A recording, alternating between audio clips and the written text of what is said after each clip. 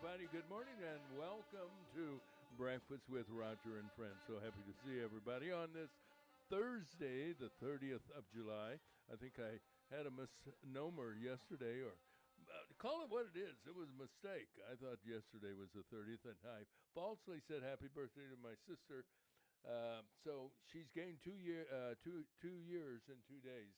Today is actually her birthday, so happy birthday, Carol, in Indio, California. And she watches regularly on YouTube. And you know, there's what, 2 hours difference? So she's an early riser. yeah, she's keeping some wild and crazy hours. But we want to say good morning to Teri Chamberlain. Good to see you this morning, Teri. Normally you're off. Yes. But Human Resources indicated that Dr. Sidler is on vacation in the Blue Ridge Mountains, Smoky National Mountains, and Gatlinburg or thereabouts, Tennessee. And Mike Dentino called late yesterday afternoon and said, hey, we're leaving on vacation, so sayonara.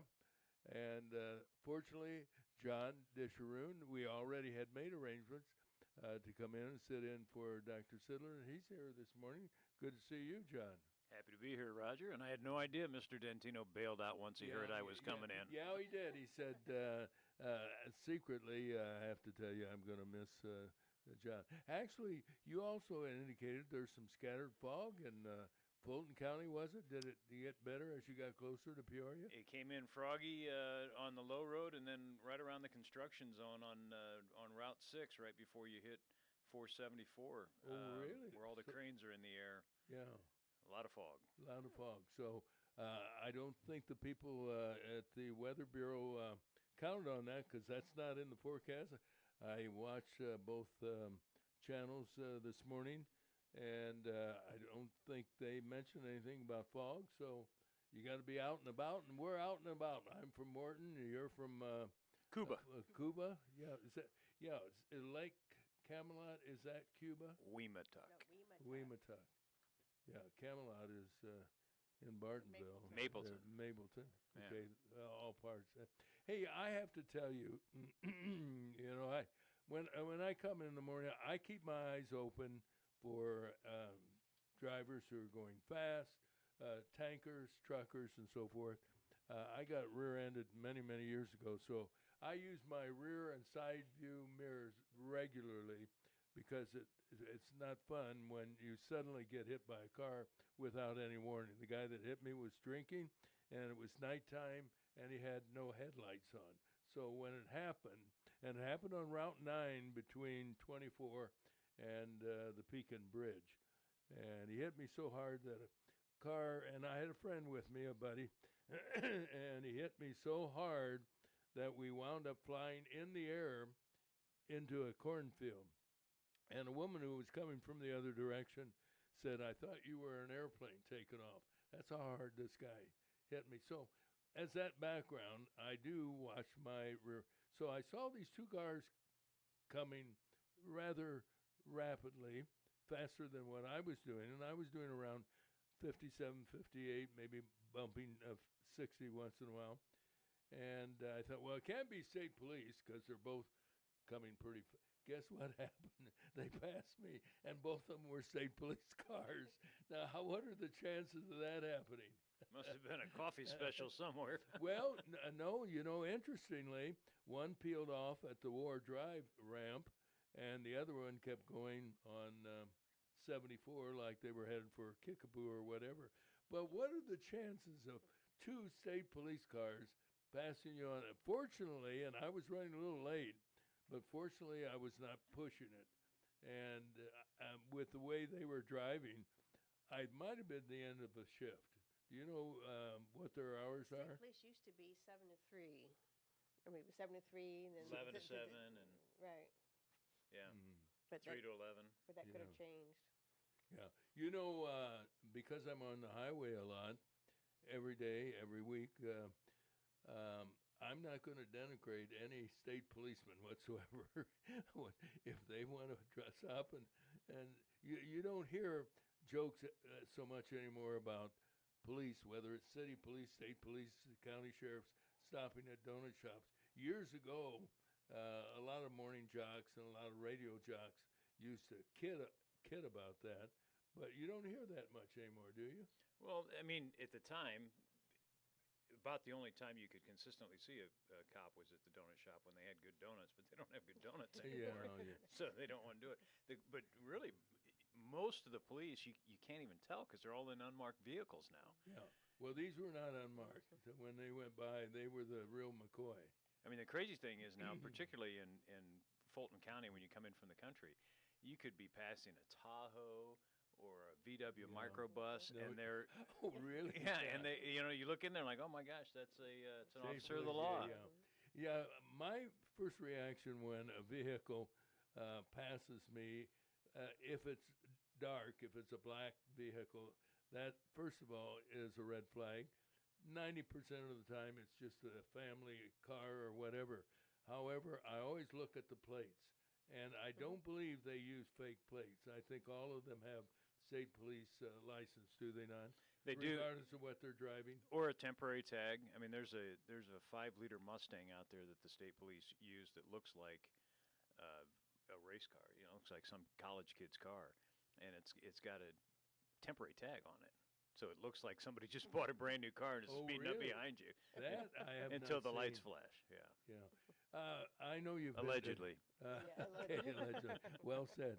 I know you've been to California, and I remember seeing a state police officer in a Camaro, in one of those sport cars, and I guess they use those for high-speed chases.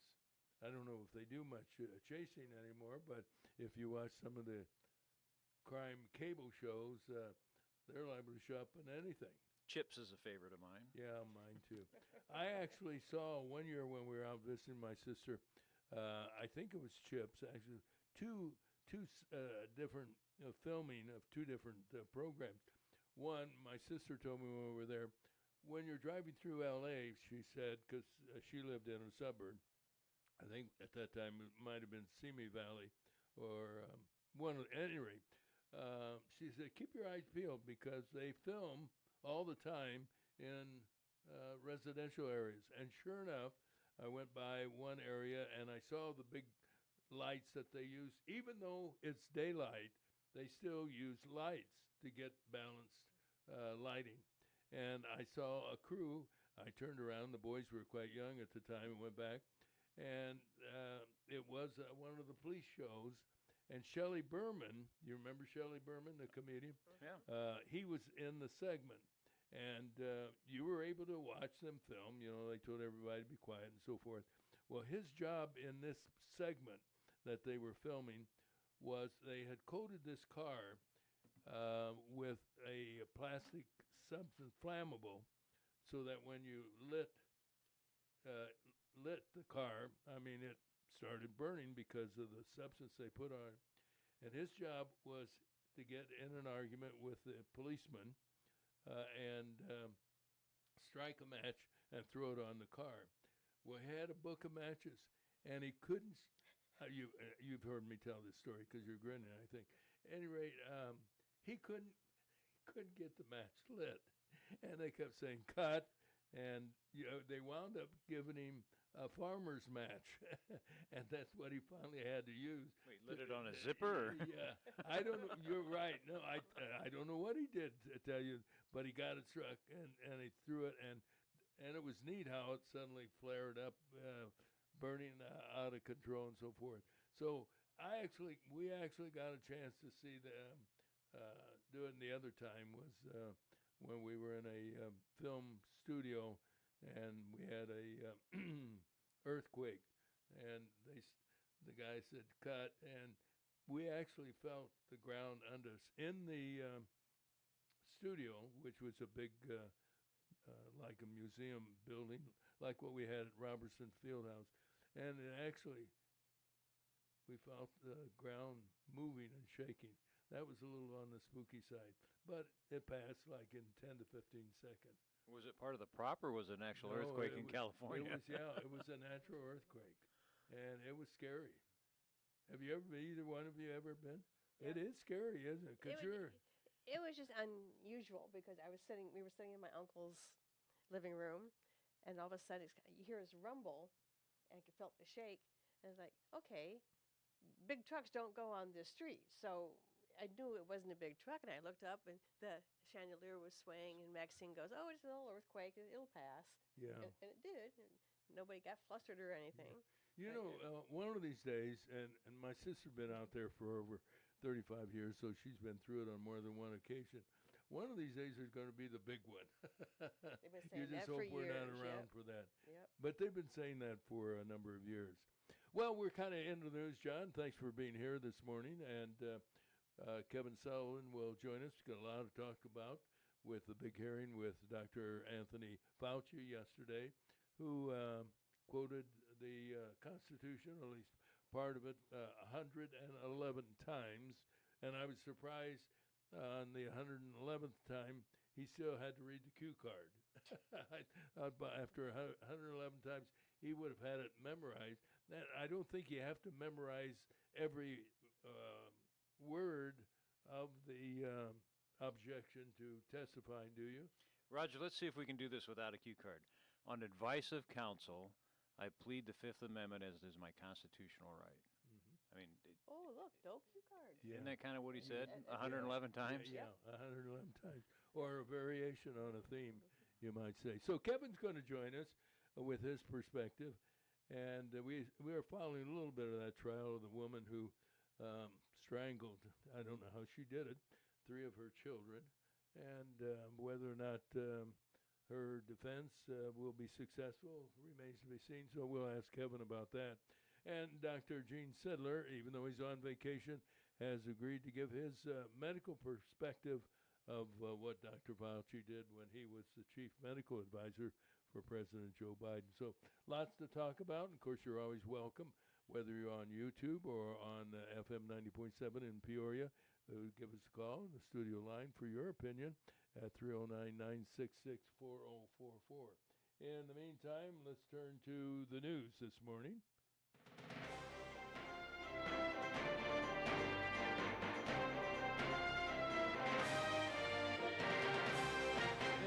Made possible by Sam Lilly and Associates, providing a comprehensive range of insurance products, including personal auto, home life, and medical coverage, including all the Medicare plans and options, something he's been doing during his 40 years in the business. Won't be long, we'll be talking about Medicare. And but in the meantime, insurance problems or questions, call Sam Lilly. You can reach Sammy at 309-245-4374. And I believe, John, you have the weather for our listeners. We've got some scattered fog this morning out there in the low-lying areas. It's going to be sunny and high of 86 today. Tonight, partly cloudy, low of 67. Tomorrow, mostly cloudy and windy with showers and thunderstorms after 1 p.m., so get your golf game in early. High is going to be 76. The rain and wind are going to continue tomorrow night. Overnight low is 66. Saturday, mostly cloudy with showers and thunderstorms, high about 78. Sunday, it's going to be sunny and pleasant with a high around 82. It's currently 61 degrees. You know, we really need the rain. Somebody said the other day on one of the TV stations or radio stations, I don't know which one it was, since I do a lot of surfing, that, we're going to get rain this weekend. I don't know about your lawn, but mine has turned from green to brown, literally. So our lawns and our flower gardens, et cetera, and so forth, they need the precipitation. How are things in Cuba? So we were about 20 inches behind coming into summertime, and then we caught up in one weekend. Yeah. Right? We had 15 inches of rain in 3 days, but not a lot since then. Just enough to make the car dirty. But we need we need a nice steady rain. That's what we never thought about it looking at it that way. Well, let's get into the news presented by Advanced Medical Transport, the premier provider of emergency and scheduled ambulance service. There are more than 500 now. They say close to 1,000 AMT employees, men and women. They're all dedicated to offering and providing the best, I mean the best, in healthcare. Saving lives is what they do. And Terry, you have our lead story this morning. I do. Peoria police announced the arrest of 18-year-old Marcus Triplett Jr. in connection with the shooting death of 17-year-old Jarvis Allison Jr. on Sunday evening, April 26th. The victim was shot in the head during an alleged gunfight between two groups in Lower Bradley Park. He died later at a local hospital. Triplett has been charged with aggravated discharge of a firearm and unlawful possession of a handgun under the age of 21. He has not been charged with the murder of the 17-year-old, but will be in court today. Speaking of deadly shootings, 42-year-old David Stone was sentenced to 12 years in prison. He was found guilty in connection to the shooting death of 34-year-old Arlen Castellan in January of 2024. The man was shot 7 times, say prosecutors, but not by Stone, interestingly. He was charged under the Illinois accountability law, which permits a person to be held responsible for a crime if they help plan it or take part in it or assist someone else. And that apparently is the case. That someone else could be 27-year-old Mikhail Williams. He's been charged with first-degree murder of Castellan. Caterpillar has announced it's initially allocating some $10 million in Illinois for what they call workforce development. CAT officials say the 5-year, $100 million program is designed to prepare workers for manufacturing jobs in the future. Caterpillar facilities in East Peoria, Morton, and Decatur will be the beneficiaries. And no one knows more about what's going on there than the gentleman in our studio, John Disharoon, who's been with Caterpillar umpteen years, and he has some thoughts because it's not only in our area, but as you said earlier this morning before we went on the air, they're doing the same thing in Texas. Got to prepare the workforce for the future. Yeah, you got it. Dr. Anthony Fauci, who earned more money than any government official while serving as the chief medical advisor for President Joe Biden, appeared before a Senate committee yesterday. He not only didn't make any money when he was there, but he did prior. He also didn't answer any questions from Republican members of the Senate's Homeland Security and Governmental Affairs Committee. Fauci took the fifth 111 times after his opening statement in which he accused Senator Rand Paul of an obsession calling for his prosecution. Many of the questions centered on alleged contradictory comments Fauci made in testimony before a number of congressional committees, which differed from written statements in his recently released personal diary. Some legal scholars say the former director of the National Institute of Allergy and Infectious Diseases may not be completely immune from prosecution, though he was given a blank pardon by President Biden before leaving office. And that pardon, as you pointed out, Terry, may only apply to potential crimes committed by Fauci between January 1st, 2014 and January 19th of 2025. There are legal questions over the use also of the auto pen to sign a preemptive pardon. We're going to talk about those questions and more with Peoria attorney Kevin Sullivan, 7:30 this morning, so hope you stick around. Kevin has some interesting perspectives. There are also medical questions remaining about the COVID-19 vaccine, past and present. We'll explore that subject at 8:15 with Dr. Gene Sidler, who will be checking in live from the Great Smoky Mountains. In world news, U.S. and Saudi Arabian military forces conducted airstrikes against Iran-backed militia groups operating in Iraq. Officials in Iraq condemned the attacks. There are reports the United States has resumed airstrikes in Iran. Yeah, the latest news this morning, they are pounding them once again, and keep it up. Oil prices moved higher on news of escalation of military action and news the Federal Reserve decided to hold interest rates steady. That caused the Dow Jones to lose 647 points, but it remains high at over 52,000. The S&P 500 slipped 7.24 points, but the NASDAQ was up 41 to 24,917. Now, of interest to John Disharoon and others who might own some stock, Caterpillar lost $58 a share yesterday, ending the day at $782.71. Ouch. But still, and you look back on it, maybe I should have sold mine when it was over $1,000, but it will come back. I mean, it's down 20% and still $800. Yeah. And when you stop to think what it was some time ago for that matter. Anyway, those are some of the stories we're following this morning. Let's turn to WCBU for more news as we continue with more news more often right here at 90.7 FM in Peoria, Illinois. From the WCBU newsroom, I'm Colleen Holden. A nearly $8 million renovation to the Main Street side of the historic Madison Theater building in downtown Peoria will feature 3 eateries and a boutique hotel. Gerald Ritterbush is one of the project developers. He says getting the Main Street storefronts reworked is key to getting the dormant theater reopened. All we need now is to try and get some people interested in redoing the Madison Theater, and that coupled with what we put into the Main Street side of it, I think it's going to make a very attractive place. The Peoria City Council unanimously approved a redevelopment agreement that includes tax increment financing reimbursement and other incentives capped at about $1.7 million. Peoria City Council member Denise Jackson is calling on the city to enact regulations mandating 24-hour on-site security staffing at apartment complexes with more than 50 rental units. Jackson says her proposal stems from incidents and complaints she's heard from constituents regarding conditions at some apartment buildings. And I'm appalled at some of the conditions we have allowed to persist in some of these buildings and let people live under them. City staff estimates the requirements would cost each complex more than $500,000 per year. The City Council advanced the proposal to a second reading, although several members expressed reservations about its feasibility. The director of the Pekin Public Library is touting some impressive numbers in his annual report. Jeff Brooks says the library recorded close to 119,000 patron visits already this year. That's only 16% below the total number of visitors for all of 2025. Brooks tells the City Council that steps to limit unhoused people spending several hours at the library while not using services are paying off.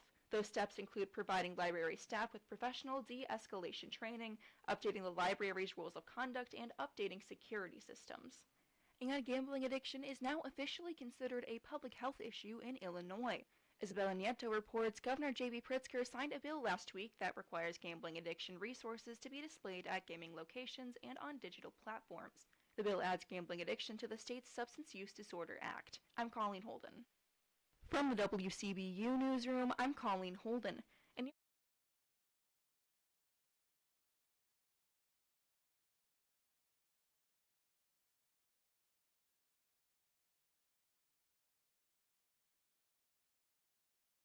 Well, we can't get the computer working, so now with sports, here's John Disharoon.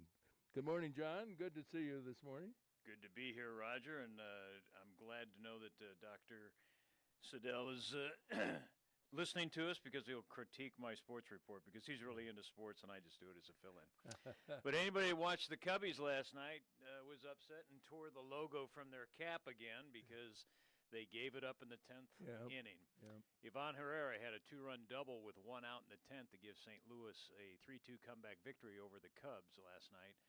Herrera lined a double to left center field off Trent Thornton for his second career game-ending hit after Lars Nootbaar had a pitch hit single. J.J. Westerholt walked and Jordan Walker drove in a run on a ground out to third. Herrera was 3 for 5.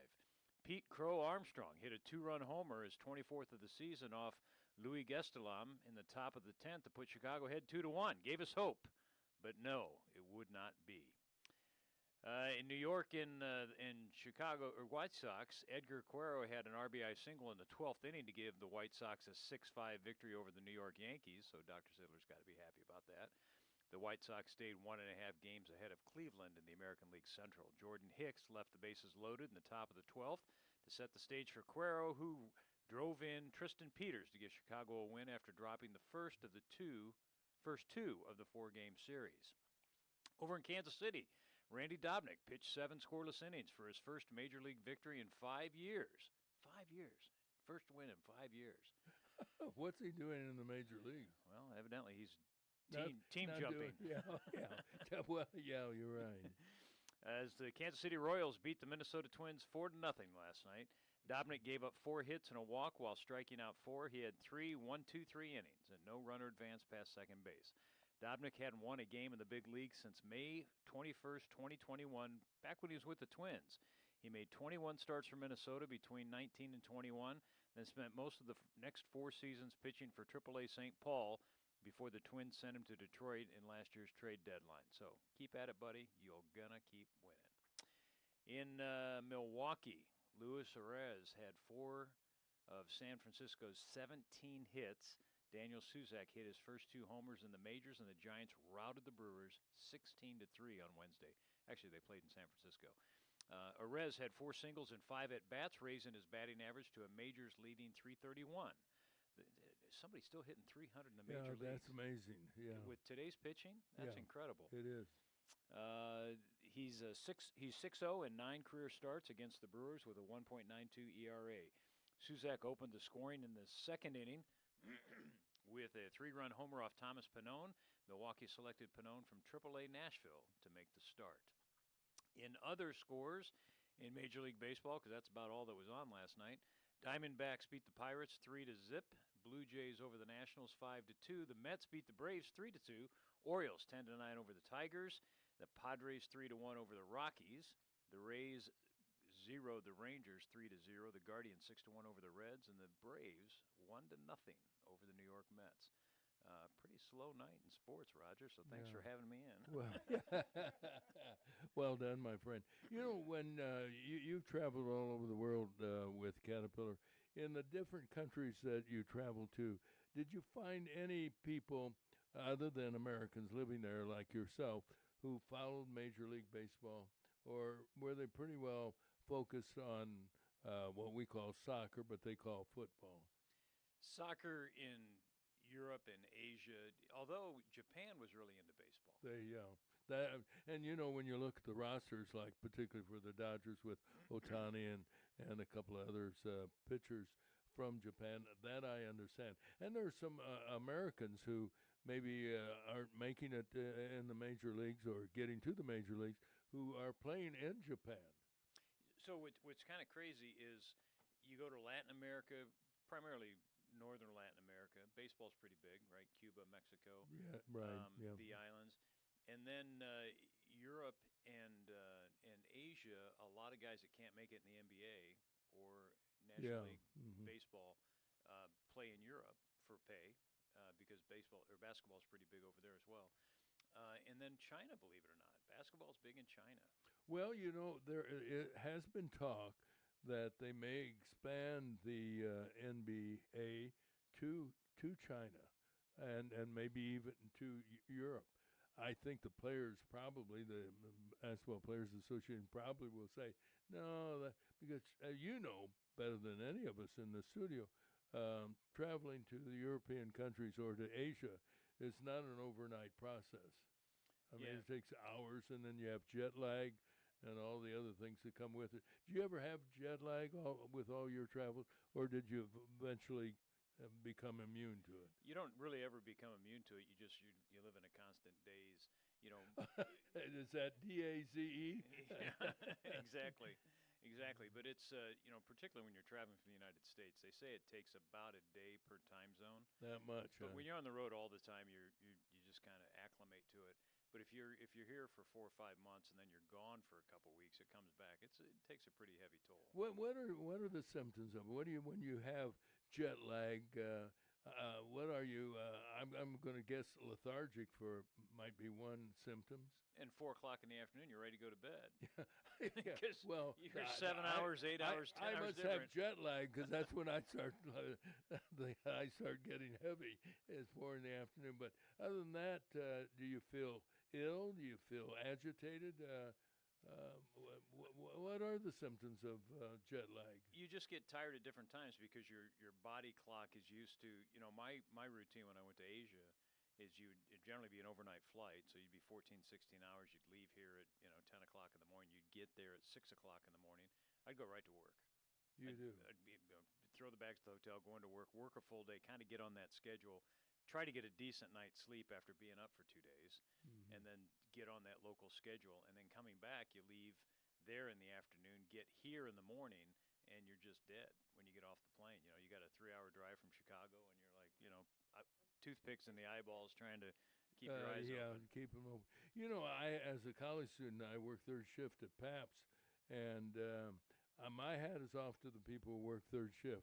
I don't know if it's as frequent today as it was many, many years ago, because I remember living on the North End when R.G. Letourneau plant was operating 24/7, and so there were guys working in the plant overnight. I don't know how they do it because I don't think the body was raised to do anything at 2 in the morning except sleep.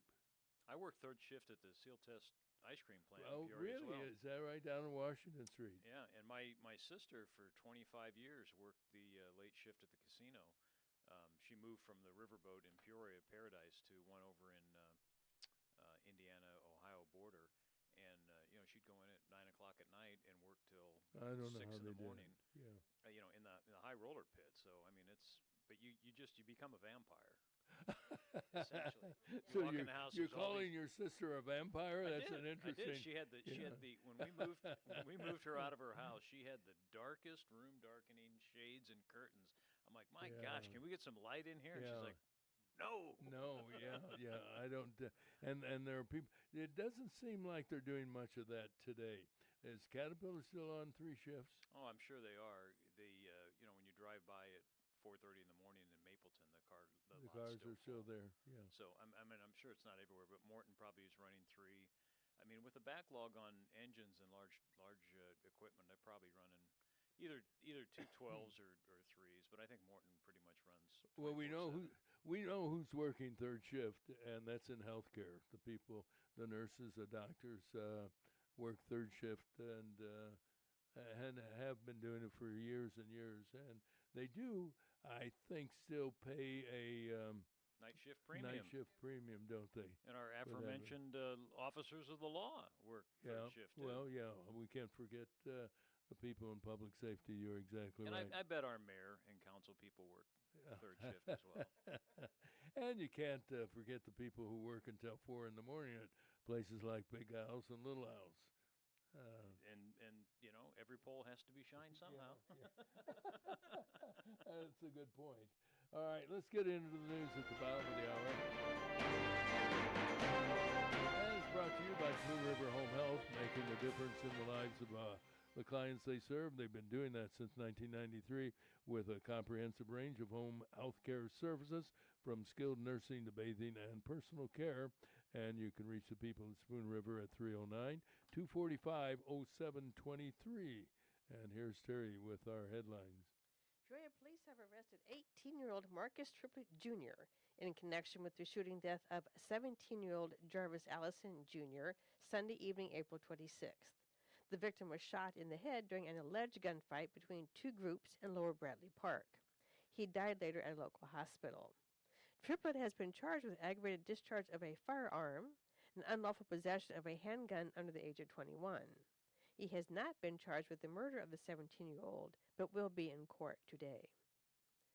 42-year-old David Stone was sentenced to 12 years in prison after he was found guilty in connection with the shooting death of 34-year-old Arlen Castiglione in January of 2024. The man was shot 7 times, say prosecutors, but not by Stone. However, he was charged under the Illinois accountability law, which permits a person to be held responsible for a crime if they help plan it, take part in it, or assist someone else. That used to be called aiding and abetting, if I recall. Oh, well said, yes. That someone else could be 27-year-old Mikhail Williams, who's been charged with the first-degree murder of Castiglione. Caterpillar has announced it's initially allocating some $10 million in Illinois for what they call workforce development. CAT officials say the 5-year, $100 million program is designed to prepare workers for manufacturing jobs in the future. Caterpillar facilities in East Peoria, Morton, and Decatur will be the beneficiaries. Dr. Anthony Fauci appeared before a Senate committee yesterday. He didn't answer any questions from Republican members of the Senate's Homeland Security and Governmental Affairs Committee. Fauci took the fifth 111 times after his opening statement, in which he accused Senator Rand Paul of an obsession calling for his prosecution. Many of the questions centered on alleged contradictory comments Fauci made in testimony before a number of congressional committees, which differed from written statements in his recently released personal diary.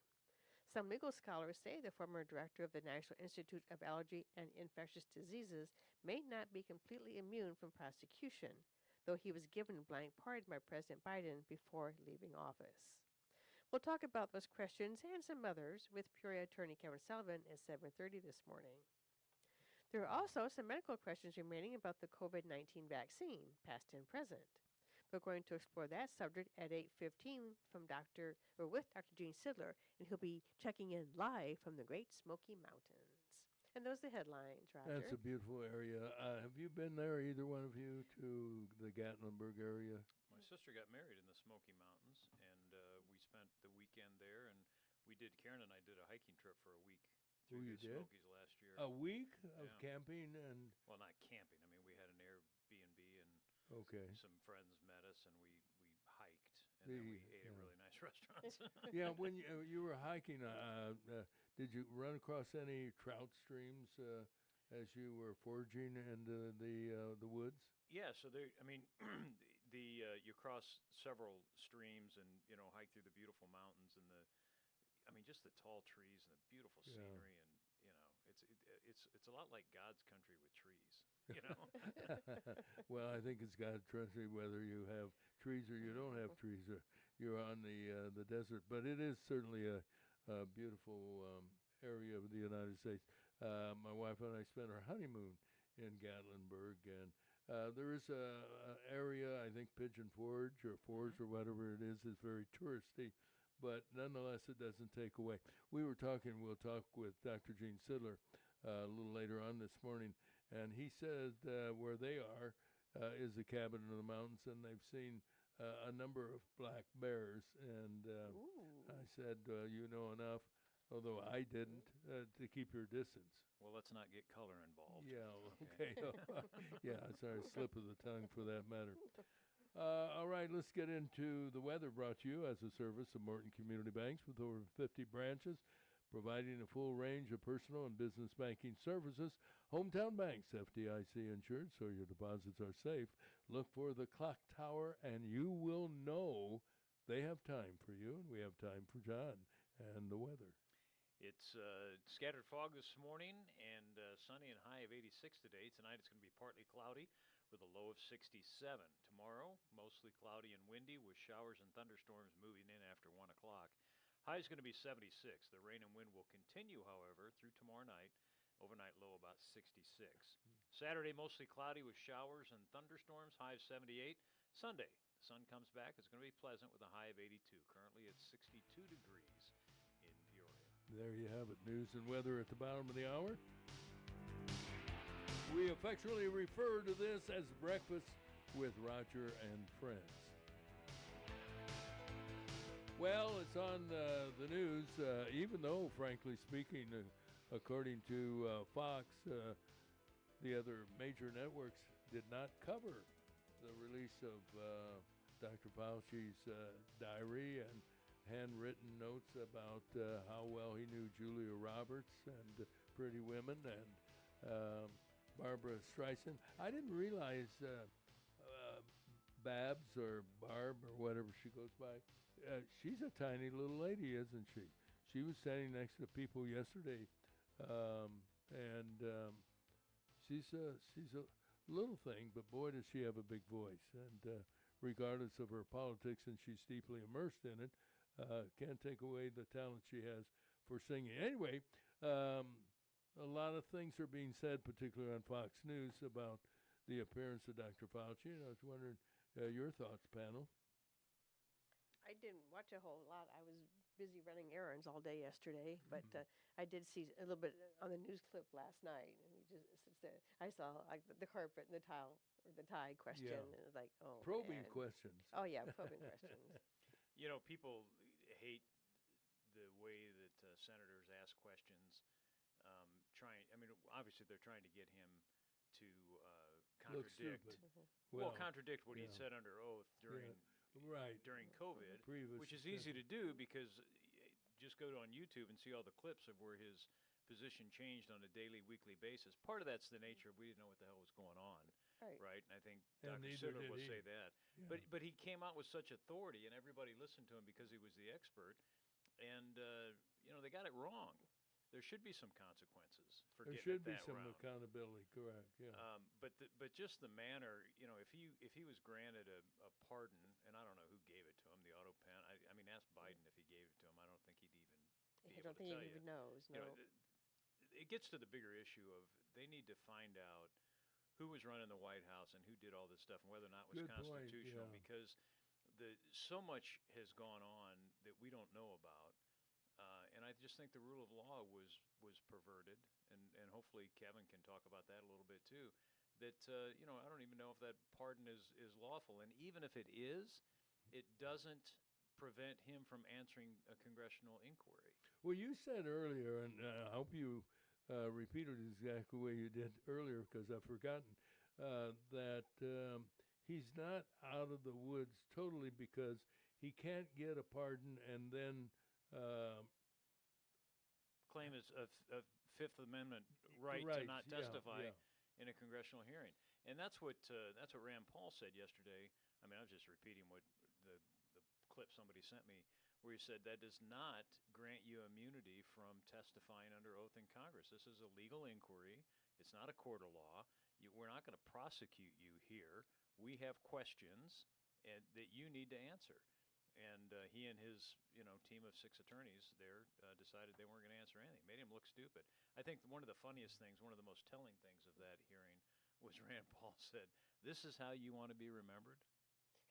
This is how you want to be remembered. Your last chance to clear up the record, and you want to be remembered by reciting a 2-sentence paragraph provided by your attorneys."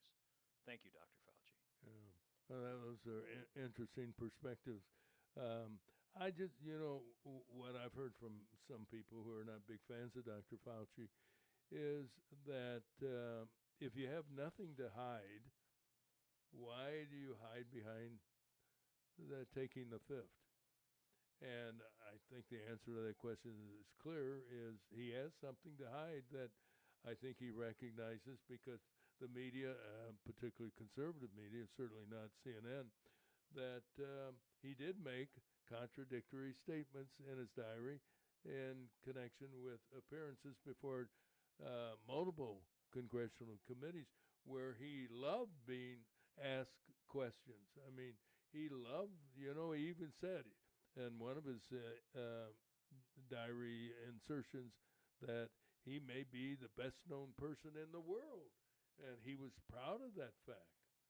And he made a lot of money. And if he's got nothing to hide, just come clean and tell us that, those were prearranged contracts and had nothing to do with the fact that you were dictating the national, movement on how to handle the COVID issue. But it was, he's a scary character. Anybody that's been in a job for 40 years, it's time to move on. Anybody, I don't care who you are. Yeah, that's Roger, right. even if you're in radio, right? I've heard that about the show that I've had. Then why don't you move on, Roger, to the nursing home? The other thing that hasn't been fully explored is how did he wind up, and I don't know whether it follows anyone who took his place, because I know he's been replaced since he retired, making more money than any other government official, including the President of the United States. How'd that happen, and why did it happen? Yeah. What credentials does he have that's any more impressive than Dr. Gene Sidler? Well, I think if Dr. Sidler had been in that job, he'd have made a lot of money too, but he probably would have been smart enough not to fund the research of this, Yes. that funded the... What do they call it? Gain of function? I still don't know research. what that means. And, what's crazy is Rand Paul, like him or hate him, asked these questions in 2020. And they were told no, no, no, no, and all the evidence points to yes, yes, yes, yes, yes. And so somebody lied. And somebody needs to be held accountable. I mean, I don't know if the guy ought to go to prison or not, but somebody ought to just point the finger and say, just admit you screwed up. You were wrong. We just want an apology because it wasn't us. We asked these questions. You said under oath that you didn't do it. The evidence points that you did. If we're wrong, correct us. But pleading the fifth doesn't get you anywhere. Yeah. The other casualty in the COVID-19 epidemic is that people who raise questions, like Dr. Atlas, and he's been on Fox quite a number of times, their reputations were smeared. We kicked out of the military service anyone who refused to take the shot. That's a dictatorial society, and there was no evidence. Science backed evidence, even though they said there was, that this vaccine was foolproof, that this vaccine was going to save your life. And yet people are still saying that millions of people's lives were saved by taking the vaccine. And there's no evidence other than the fact that we're still alive, even those of us who took the vaccine. I don't know about the two of you, but I took the first shot and the booster shot, but when the others was offered, and there was a time when Dr. Fauci and associates were saying you need to take the vaccine every year. I think they've pretty well dropped that, have they not? But every other virus in the history, the best response to it was getting the virus, right? And your body would build up natural immunity to it. And except for the coronavirus. I got it. I tested positive for it. And I'm like, okay, well, then I don't need the shot because I've had it, right? No, you got to have the shot, and then you got to have the booster. And Caterpillar actually required you to take the shot before you could come back to work. Really? I mean, they allowed you to work from home, but, if you wanted to come in the office, you had to have the shot and show your card. And I thought that was a bit odd. But, Roger, I don't know if you remember this or not, but my brother died. He had a heart attack after his booster. And this was a guy who was 57 years old, no heart history, athletic, pitched in the 55 and over World Series at 56. That was your brother. That was my brother, and he got the booster shot and had a massive heart attack and never recovered. Wow. And died. And this isn't me. And we don't know how prevalent that kind of reaction to the shot. Well, we know now more than we knew then. But Right, the hospital in L.A., and this isn't John talking, this is the hospital. They labeled it a COVID death because he died after the shot. And now they say there was that age group between 35 and 65, primarily in males, healthy males, that had a significant cardio event after the shot where there was no history prior to that. And it was awful. Left behind a wife and 3 kids, and and again, the hospital said it was a COVID death. It was beneficial to his wife because she didn't have to pay for 10 days in intensive care because California covered all the COVID costs at the time. But that does not replace a brother or a father. No, or a it sure doesn't. Well, I know my grandson, who was a picture of health, 6'5", 245. He developed, as you did, a case of COVID-19, got over it, and the University of Illinois in Springfield mandated that he could not come back to school until he got the vaccine. And he argued, or I guess his family did, my son did, said, well, wait a minute, he's had it. So getting the vaccine is kind of unnecessary. No, the president said, you have to take it. So he took the vaccine and then was diagnosed with a heart arrhythmia that was never present before. So there's a lot we don't know about what we injected into our bodies. And as you know, a vaccine normally goes through clinical trials. There were no clinical trials because it was felt, hey, we need the vaccine. We don't know if it works, but we think it does. And we waived all liability to get it to market. You're right. So where's the incentive to be safe? I mean, I know the medical industry is trying to keep Well, people the healthy. ethics of the person, I guess you might say, or the company, but we know that doesn't always apply. But when dollars are involved, it clouds the judgment of everybody. You're right. All right. Well, let's check on the health of our pets with our pet tip of the day. As always, brought to you by Peoria Pet Crematory. Today's pet tip is brought to you by Peoria Pet Crematory of Peoria and Lewiston, providing final care for family pets, large and small, 24 hours a day, 7 days a week. Their phone number is 713-1898. That's 713-1898. More information is available at peoriapetcrematory.com.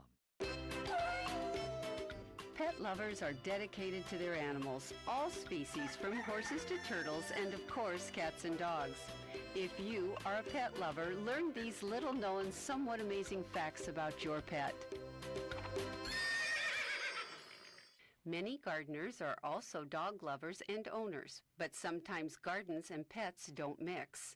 You may have a dog that runs and wears a path along your fence line. You may have a digger or a chewer. If you have a fence runner, try landscaping with a walkway of stone or paving blocks along the fence and the path that he runs. Place your gardens in front of and around this pathway. If you have a digger, try placing chicken wire in your garden beds covered with a thick layer of mulch. Chicken wire is uncomfortable to the dog's paws and it should stop his digging very quickly. You can also try to train him to dig in one specific area. Fill a designated area with sand or soft soil and bury a few toys or chews there. Then make it a game to dig in this spot. Remember to provide shade from the summer sun. A cool patch of grass under a shade tree is great, but if the grass wears away, try building a small platform to place a bed upon. This will be comfortable and cleaner. If you have a chewer, use only plants that are non-toxic.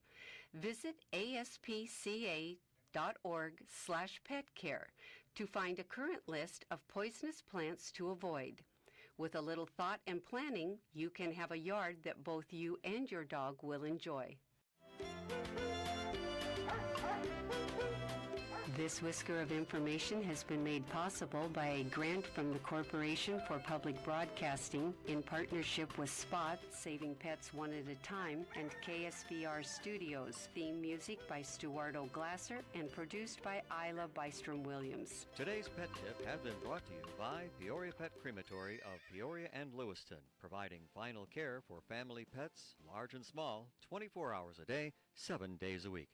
Their phone number is 713-1898. That's 713-1898. More information is available at peoriapetcrematory.com. You know, one of the responsibilities I have is what they call writing gain, and that is working with the volume of the music. And we have two mediums. We have YouTube, which is one, and then FM 90.7. And it is amazing. Things are recorded at different levels. The Pet Tip is at a level. WCBU is at a level. And some people on the feed from WCBU also is at a different level. And sometimes it drives me crazy. And so I try to do the best I can. So sometimes it's high. I remember the first time when we had the system tweaked somewhat by a sound specialist, and I don't think we worked with the phones. And you remember when I first hit the phone, and I've been to the hearing service now 14 times. It came in at a level that was unbelievable. But anyway, if you see varying levels of the volume, it's because Roger's struggling with what we call writing gain for that matter. But Roger, it's not just you. I oftentimes listen to Bradley basketball games from around the world, and they simulcast on the internet, right, on WMBD, I think it is, or you can get them on the radio. On the radio in the car, it comes in fine, but man, when I tune in on my speaker, sometimes it blows my phone. Yeah, I've heard that from people who watch the show on YouTube, and it is. And I don't know how. When I was in radio many years ago, they eventually what they called a stay level system, and that meant that they had a device at the transmitter that no matter what you did, the stay level system kept it at the same. If you had a VU meter, and that's when I started in radio, and that was a needle that bounced around, and if it went in the red, you knew you had too much volume. And so what we have here are lights, green lights, and it bounces around, and I still don't know because I can't hear. You know, I wear earphones all the time because that helps me know whether or not you're close enough to the mic or you're too far away, and it is amazing. People who appear on this program sometimes regularly forget they're on the air. And I won't say who. Roger, That's exact. If you're watching on YouTube, you know what I mean. They get so comfortable. Some people are nervous wrecks when they come on, and then there are other people that forget they're on the air and think that well, I'll relax and Roger will fix it in the gain control. Yeah. My gain control is usually this gesture of get a little closer to the microphone. Any rate, we were talking earlier about the golf course, and you are a regular golfer, but you, I don't know whether you're being truthful or just being humble. Are you a fair to middling golfer? You know, bogey's kind of my game. Oh, it is. Yeah, Okay. sometimes just like one over. Yeah, one over. I mean, that's good. It's good for me. Yeah. I'm not going to win any tournaments that way, but I play the course. A lot of times we don't even keep score. Just me and my neighbor go out and golf, and if he hits a bad shot, he'll borrow mine. If I hit a bad shot, I'll borrow his. When we play in tournaments, we'll keep score, but it's just a fun game. And at my level, nobody's going to pay me to play. My name's not on my bag. I don't have any endorsements. I'm not out Your to impress name is anybody. not Wilson? No. I've seen that on your bag. If I get my 14,000 steps in, I'm happy. Yeah. Do you have a pedometer? You kind of keep track of my phone does all that for me. You don't have a cart? Do you pull a cart or do you ride a cart? So both depends on the day and how hot it is, because I don't. And what I'm not kind of trying to shape kill you're myself. in? Yeah. You say it's a fun thing. What bothered me, and I was a fair to poor golfer. I was one of those golfers that you thought, what are you doing out here? And then you hit a shot that really is a great shot. And you say, I'm ready for the PGA until I putt. This game's not so hard, You chip in for eagle, you're like, look at that. Yeah. Scotty Scheffler does 3 a round. I do 2 a year. Yeah. But the downside that I found on more than one occasion, which was kind of irritating, is that if you lose your ball or when you lose your ball. Yeah, okay. Okay. And people start yelling behind you to get moving. And that's happened more than once. And that is so irritating that it almost ruins the day for you. Have you had that experience where some twosome, maybe you're in a foursome, and there's a twosome behind, and they want to jump over you because they move faster at a twosome than does a foursome? Yeah, so occasionally, not too much up here because we're pretty casual out at our course, but in Florida, you always get these tourists that come in that they want to play 15 courses in 13 days, and they come up and they'll hit into you. Yeah. I mean, last year we had a group. That's funny. Yeah, that's there was true. nowhere to go, absolutely nowhere to go. We have a regular foursome that we play with, and this group behind us kept hitting into us. And a couple times the ball was that's 10 or 15 good. yards away, but once it hit my cart. And I turned around and hit it right back at them. Did you really? I did, and they got the clue. got the They didn't. There was message, no talking at the next tee. Yeah. They stayed back over the hill, and I'm like, there's nowhere to go, guys. There's no I've reason to do never heard that happen. That's a great idea, John. I wouldn't do it because I'd get my clock clean, but you're a big guy, and you know how to handle yourself. I've never heard of that happening. Oh, I That's just great clocked it right back at him. I'm like, found but- your ball. Yeah, yeah. Just a kind of a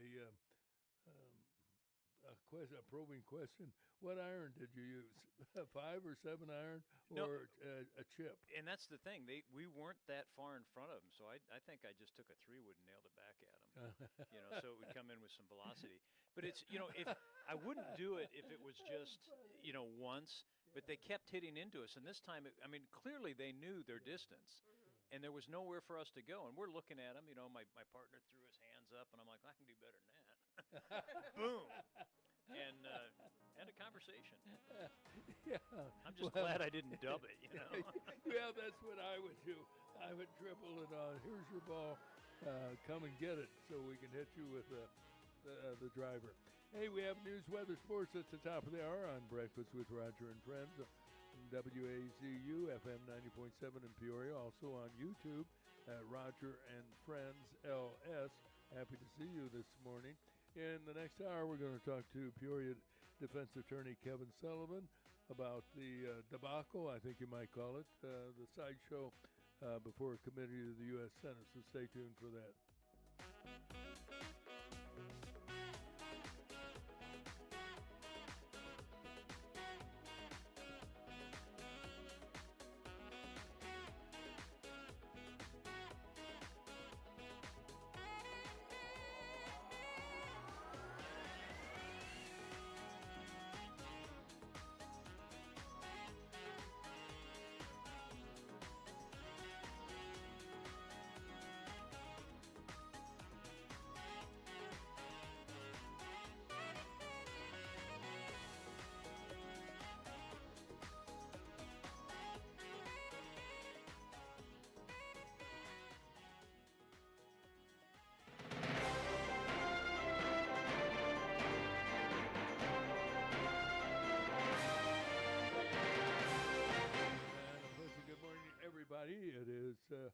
Thursday morning, the 30th of July, and let's start with a check of the weather brought to you by Matt Wall, CPA and tax specialist, with the good folks at Gordon Stockman and Wall.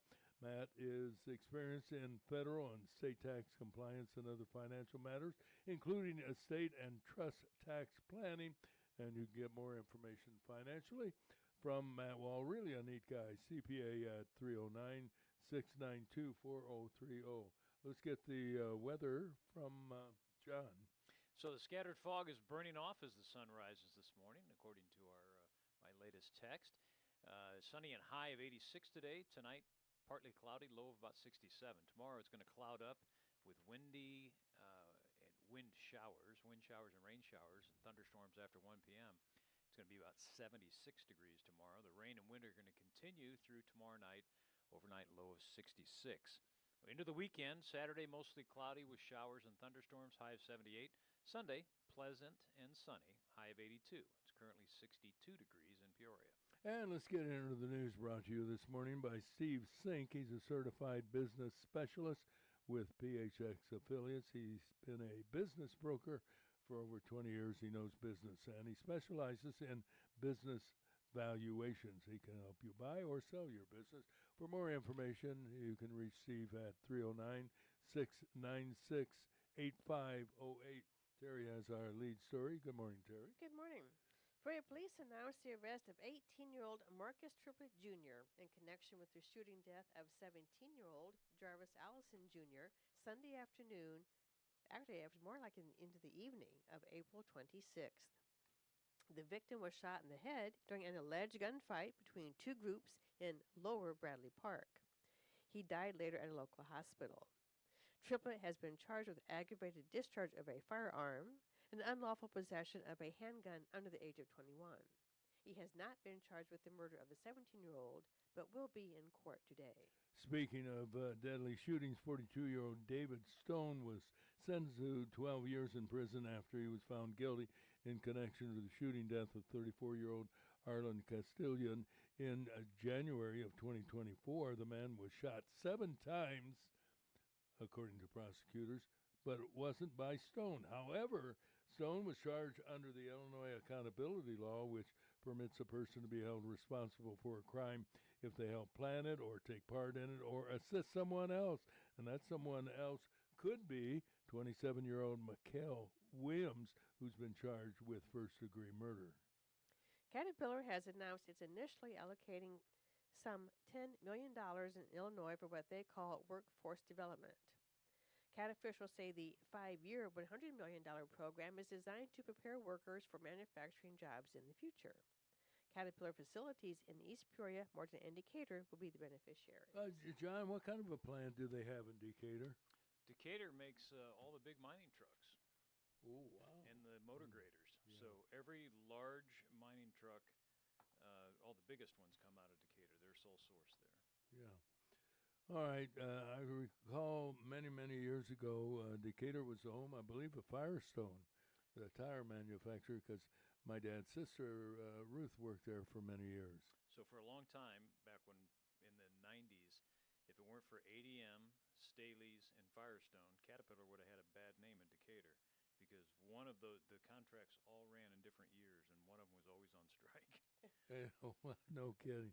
Yeah, and of course, Staley is remembered sports-wise as the home of the, at that time, the Staley Bears, Chicago which Bears. became the Chicago Bears. Origin of Decatur, Illinois. Yeah, exactly. And the home of Millikan University, where my son has been a member of the faculty for many, many years. And Douglas Oberhelman. That's right. He from Millikan graduated University. from Millikan, did he? Yeah, that's right. Well said. Dr. Anthony Fauci, who earned more money than, surprisingly, than John Disharoon, and also than any government official while serving as the chief medical advisor for President Biden. Well, he appeared before a Senate committee yesterday. Not only didn't make any money at the appearance, but he also didn't answer any questions from Republican members of the Senate's Homeland Security and Governmental Affairs Committee. Fauci took the fifth 111 times after his opening statement, which he accused Senator Rand Paul of an obsession calling for his prosecution. I don't understand if he took the fifth why was he given permission then to make an opening statement attacking them? That, to me, that didn't make sense. I said, well, we'll let you make your opening statement after you testify. Then we'll call it a closing statement. Yeah, but to be fair, the members of the committee then got to, ask him questions that he didn't want to answer, but they presented the facts. So, whatever, I'm going to make the number up. Yeah. So you made $155 million from 2020 to 2023 from blah, blah, blah, blah, blah, didn't you? And then he pleads the fifth. So they get it on the record, everything they want him to answer. Good point. Yeah. Many of the questions centered on alleged contradictory comments Fauci made in testimony before a number of congressional committees, which differed from written statements in his recently released personal diary. Some legal scholars say the former director of the National Institute of Allergy and Infectious Diseases may not be completely immune from prosecution, though he was given a blank pardon by President Biden before he left office. That pardon may only apply to potential crimes committed by Fauci between January 1st, 2014 and January 19th, 2025. And there are additional legal questions over the use of an auto pen to sign a preemptive pardon. Is that legal? Well, we're going to talk about those questions and others with Peoria attorney Kevin Sullivan coming up at the bottom of the hour, so stay tuned. There are also medical questions remaining about the COVID-19 vaccine, past and present. We'll explore that subject at 8:15 with Dr. Gene Sidler, live from the Great Smoky Mountains. In world news, U.S. and Saudi Arabia military forces conducted airstrikes against Iran-backed militia groups operating in Iraq. Officials in Iraq condemned the attacks. There are reports the United States has resumed airstrikes in Iran. Oil prices moved higher on news of the escalation of military action and news that the Federal Reserve Board decided to hold interest rates steady. They didn't make any change yesterday. That probably depressed the president. He'd like to see that change somewhat. And as a result, the Dow Jones lost 647 points, but remains high to over 52,000, which is a record. The S&P 500 slipped 7.24 points, but the NASDAQ was actually up 41 points to 24,917. Of local interest, Caterpillar stock lost $58 a share yesterday, ending the day at $782.71. And you mentioned that Caterpillar made, was it a record? How many billion-dollar profit did you say, John? Oh, I think they had $2 billion in profit last year. And crazy that they can lose $50 in a day and still be at, what would considered in any year prior to the last two an all-time high. Yeah. Isn't there 007 song an all-time high? Mm-hmm. Who sang that? I want to say Rita Coolidge, but I'm not 100% sure anymore. An all-time high. Well, we'll try to look it up. Anyway, that's a look at, speaking of looking up, the stories we're following as we continue with the most comprehensive news in Peoria Radio from 6 to 9. That includes news from WCBU. From the WCBU newsroom, I'm Colleen Holden. A nearly $8 million renovation to the Main Street side of the historic Madison Theater building in downtown Peoria will feature 3 eateries and a boutique hotel. Gerald Ritterbush is one of the project developers. He says getting the Main Street storefronts reworked is key to getting the dormant theater reopened. All we need now is to try and get some people interested in redoing the Madison Theater, and that coupled with what we put into the Main Street side of it, I think it's going to make a very attractive place. The Peoria City Council unanimously approved a redevelopment agreement that includes tax increment financing reimbursement and other incentives capped at about $1.7 million. Peoria City Council member Denise Jackson is calling on the city to enact regulations mandating 24-hour on-site security staffing at apartment complexes with more than 50 rental units.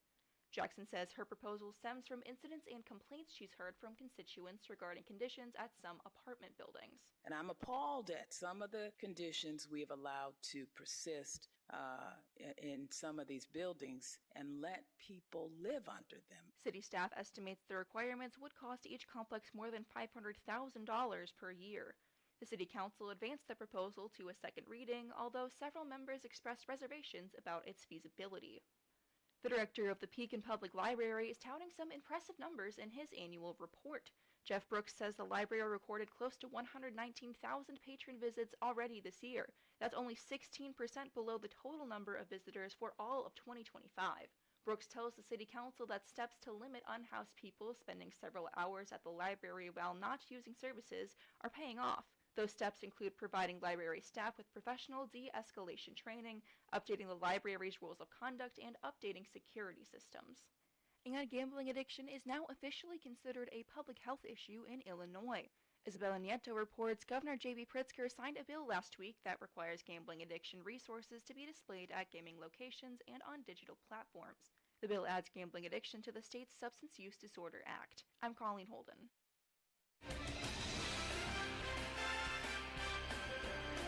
It's time for sports. John Disharoon sitting in for Dr. Gene Sidler this morning. And what do you have for us? Have some baseball sports. Yeah, baseball. The Cubbies broke our hearts again last night. Ivan Herrera had a two-run double with one out in the 10th inning to give the St. Louis Cardinals a 3-2 comeback victory over the Cubs. Herrera lined the double to left center field off Trent Thornton for his second career game-ending hit after Lars Nootbaar had a pinch hit. J.J. Weatherholt walked and Jordan Walker drove in a run on a ground out to third. Herrera was 3 for 5. Pete Crow Armstrong could have been the hero of the night. He hit a two-run homer, his 24th of the season, in the top of the 10th to put Chicago ahead 2-1, but it would not last. The Yankees lost to the Chicago White Sox after Edgar Quero had an RBI single in the 12th inning to give the Sox a 6-5 victory over the Yankees. The White Sox stayed 1.5 games ahead of Cleveland in the AL Central.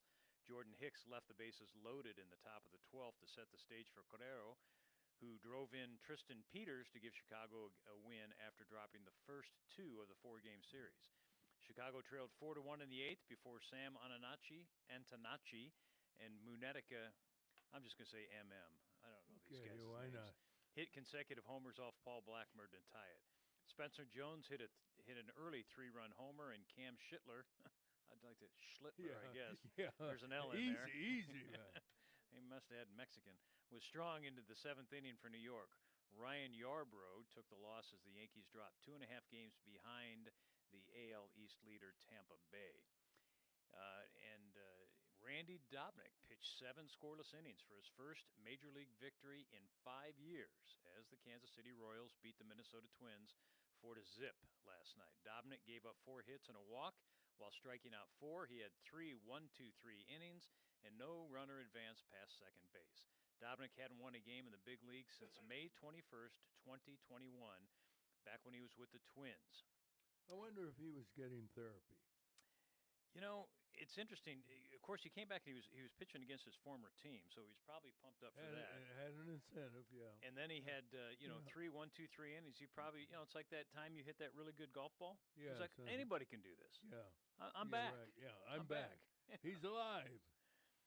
So he hadn't won a game in 5 years, but he made up for it. And he said, "Take that, Minnesota," after sending him to Detroit, and he made him pay for it.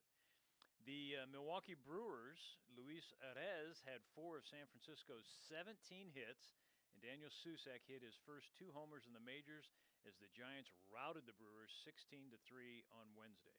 Arez had 4 singles and 5 at-bats, raising his batting average to a majors-leading .331. I have to check my AI stats. When was the last time somebody batted 300 in the major leagues, let alone 330? Yeah. Good question. I don't know. I have no idea. Dr. Sidler can tell us when he comes in. Logan Webb allowed 2 runs on 5 hits in 6 innings. He's 6-0 in 9 career starts against the Brewers with a 1.92 ERA. Susac opened the scoring in the 2nd inning with a 3-run homer off Thomas Pannone. Milwaukee selected Pannone from AAA Nashville to make the start. In other Major League news, the Diamondbacks beat the Pirates 3-0. Blue Jays 5-2 over the Nationals. The Mets 3-2 over the Braves. Orioles 10-9 over the Tigers. The Padres 3-1 over the Rockies. The Rays 3-0 over the Rangers. The Guardians 6-1 over the Reds, and the Braves 1-0 over the Mets. The Astros beat the Angels 7-4. Red Sox over the Athletics 4-2, and the Dodgers Los Angeles beat the Mariners 4-2. That's all I've got, Roger. You know, what you have was wonderful because I remember years ago, the Major League scores would be reported by virtually every radio station in Peoria. Well, that was back in the days when we had 1470, 1350, 1290, 1140, and 1020 on WPEO. Well, now we have over 20 radio stations, and nobody except John Disharoon gives the scores of all the games played in the major leagues. And that's, I think, kind of unfortunate for that matter. It's sad, so Yeah. sad. It's a sad, sad situation. Yeah. And it's getting more and more absurd. Yeah. You know, I have a quick question. I have a question. It could be You a don't song. you don't hear the name Edgar very often. Now, very quickly, Terry, name someone with the name Edgar. Edgar Winter, the musician, the Edgar Winter Group. Edgar Sandoval, a Caterpillar employee, former anchor at Okay. WEEK TV 25 News, I had two quick ones. Jim Edgar, governor. governor of Illinois, Secretary of former State. Secretary of State. The other one was Edgar Bergen and Charlie McCarthy. You remember them? Edgar Oh, Bergen, yeah. Yeah. A so-called ventriloquist. Yeah, yeah. Well, you don't see that much anymore, do you? They used to have a guy. It's all right. What was his name? He had the box, and he would open the top. Is that all right? It's all right. And he was funny, and he was on primetime television. And back in the days when I think everything was black and white. You remember what He his was on name? Ed Sullivan a lot, wasn't he? Yes, yes. Senor Yes. Wenceslao? Wenceslao, yeah. Yeah. He was. He's a funny guy. And then who was the woman that Sherry Lewis. and Sherry Lamb Lewis? Chop. Yeah, and she was children's. Lamb yeah, chop. yeah, Yeah, yeah. You're right. Yeah, and I guess that's an art that has come and gone. Oh no, there's. Are there some out? Jeff Durham is very big, and there's a young girl that was on America's Got Talent, Darcy Lynn, I think. Phenomenal. I mean, she'll sing. She got quite a singing voice, and she has The puppet. the puppet sing. Yeah. I'm impressed with your No. Edgar Winter group. They only come out at night. Frankenstein. What a great album. I have hidden depths, John, hidden depths. And what was unique about Edgar Winter? He and his twin brother were albino. They were albino singers. Yeah. Mhm. I have no idea what you're talking about. He had white hair. Totally white hair and the red eyes. They were. You know, They were that's albino. interesting because there was a teacher, Woodruff Paul Kaywood was his name, and he had white hair. And do they also have white eyes? Kind or of reddish pink eyes. Pinkish. Pink. Yeah. But no Yeah, pigment. Yeah, No pigment. They no are as pigment. white as night, as a white night. Yeah, as you might say. Hey, I want to talk a little bit about the Madison Theater. This is about the fifth proposal to rejuvenate the Madison Theater. And everybody has, and with due respect to Jeff Giebelhausen and his partner, I'm glad to see that they want to help rejuvenate the downtown area. As you know, unless you're in New York City and Chicago or some of the major cities, virtually every town of any size, the downtown area is going through hard times thanks to shopping centers. You know, Sheridan Village did a number on downtown Peoria, and then the shops at Grand Prairie did a number on Northwoods. Northwoods did a number on Sheridan Village, and the shops at Grand Prairie did a number on Northwoods. So And then it's Amazon like did a number on all of them. yeah, you're exactly right. You're exactly right. So the question becomes, is the downtown area potential to bring people downtown? And I hate to be the purveyor of bad news. I don't see it happening. I don't either. For one thing, the Madison, when they redid the Orpheum in Galesburg, I think the seats in there were still there. And so it just took some refurbishing and cleaning up they've destroyed the Madison. They Yeah, took all the they've- seats out. right. They took the walls are crumbling. It's going to take major, major, major renovation, and I just don't see groups coming forward with the money Well, they haven't yet. to fill the. You ought to have fill it Jeff up. come in and tell you about his vision, because the last time I was in there, and this is 25, 30 years ago, for a concert that was horrible because the people in front of us were smoking weed and they wouldn't do anything about it. And, I went to complain and they're like, whatever, you do it. So they ruined the entire experience for Karen and I. But the floors were gross, the chairs were gross, half the stage was shut down. Yeah. And I'm like, what are we doing here?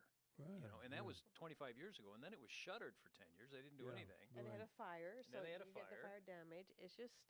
Yeah, I mean, at some point you just got to yell uncle, I think. Well, and the other is it really needed? The thought of having a theater. We had these, and we still do have the Peoria Historical Society, and they did nothing to preserve the Madison Theater. We had the Apollo Theater that was preserved because Royce had a show with Mike Dentino and the Paul brothers. I had the pleasure of being MC, and we had a great weekend of entertainment, and they had a stage, and everything was, well, you don't hear anything going on at the Apollo Theater anymore. And they refurbished, as you noted, the Scottish Rite Cathedral, and it flopped. What's his name? Kim Blickenstaff. Kim Blickenstaff invested a lot of money in the refurbishment. You were there, and you say It was gorgeous. beautiful inside. Acoustically nice, Oh, yeah. comfortable, easy to get to, Yeah. decent parking Good across parking, the yep. street. Yeah, exactly. And so why do we even want to invest in the Madison Theater? And like you say, with the last time I was there, the seats were gone, and we were seated at tables on a concrete floor, about as artistic and theatrical as the riverfront gateway building. So Might as well sit outside and see the river. yeah, Yeah, it'd be. And there you go. And they're going to put that. They want to put the amphitheater down there. yeah, you're So- right. You're right. Here's another entertainment venue. So I just don't think it's viable. I think they would truly be better off tearing it down and making a parking area, because that's the thing for me that kills downtown is parking. Yeah. Trying to get someplace, and then after dark, it's not safe to walk too far. Especially as a woman alone, I just don't go downtown anymore because it just isn't safe. Well, be patient. We're going to have those ambassadors walking around, driving around, or whatever they're doing. I was trying to get over to Brad Dixon, the new police chief. Neat guy. And when he was appointed, he came on the show and had a wonderful interview. But there are people are still asking a lot of questions. What kind of uniform will they be wearing? They will not be carrying anything other than radios, so that might put them at risk, other than reporting to police, hey, I've got an unruly person or a homeless person or someone on drugs here and such and such. So they'll be circulating in the downtown area. And what will be the parameters of where they will be serving? Will they be on bicycles, scooters, or golf carts? So there are a lot of questions about what's going on. But getting back to the entertainment venue, I think that when Robert Johnson was in, that he indicated they were going to refurbish the amphitheater at Glen Oak The Park. band shell at the Yeah. at Glen And Oak. so here's another entertainment venue, and then we've got the amphitheater on the riverfront. Why do we even want to put any money into the Madison And we barely Theater? support, like you said, the Scottish Rite hasn't made it. They took the Shrine Mosque, and it's now a church. Yes, Our entertainment venues, we're just not supporting them. yeah. And you talked about the entertainment venue in Pioneer Park. That's closed. Yep.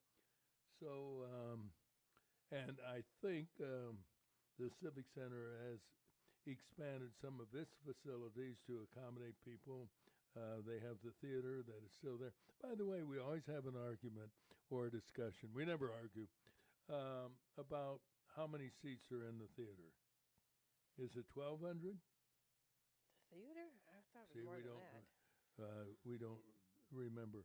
And there's still people who are complaining the way the seats were arranged. Instead of having a center aisle, they left that out so that if someone has a medical problem, they have to bring in trapeze artists to extricate the I still don't know victim. how the fire marshal approved that. I don't do know not know either, how they got yeah. around that. Yeah. Really don't. At any rate, while you look that up, we will pause for this message. What's the temperature, John, that you have right now? I got 65 degrees. 65 degrees, 726. Coming up very shortly, Peoria Defense Attorney Kevin Sullivan. Stay tuned. In the meantime, this message. It's the Animal Stories News Team Anchorman. Me, Uncle Lair, him, Little Tommy. You know, Uncle Lair, I'm worried that a lot of people out there haven't made plans about how they're going to take care of their pets in case of a disaster or emergency and they have to evacuate. I sense the caring and the genuine concern in your voice, Tommy. Well, because those disasters have a way of sneaking up without any warning and unleashing devastating fury. Oh, maybe a touch over dramatic, but well put. And that's why you should make plans now, not someday. Someday could be too late. Everything you need to know to handle the aforementioned situation is available online at ready.illinois.gov. Where? Ready.illinois.gov. Yeah, sponsored by the Illinois Emergency Management Agency.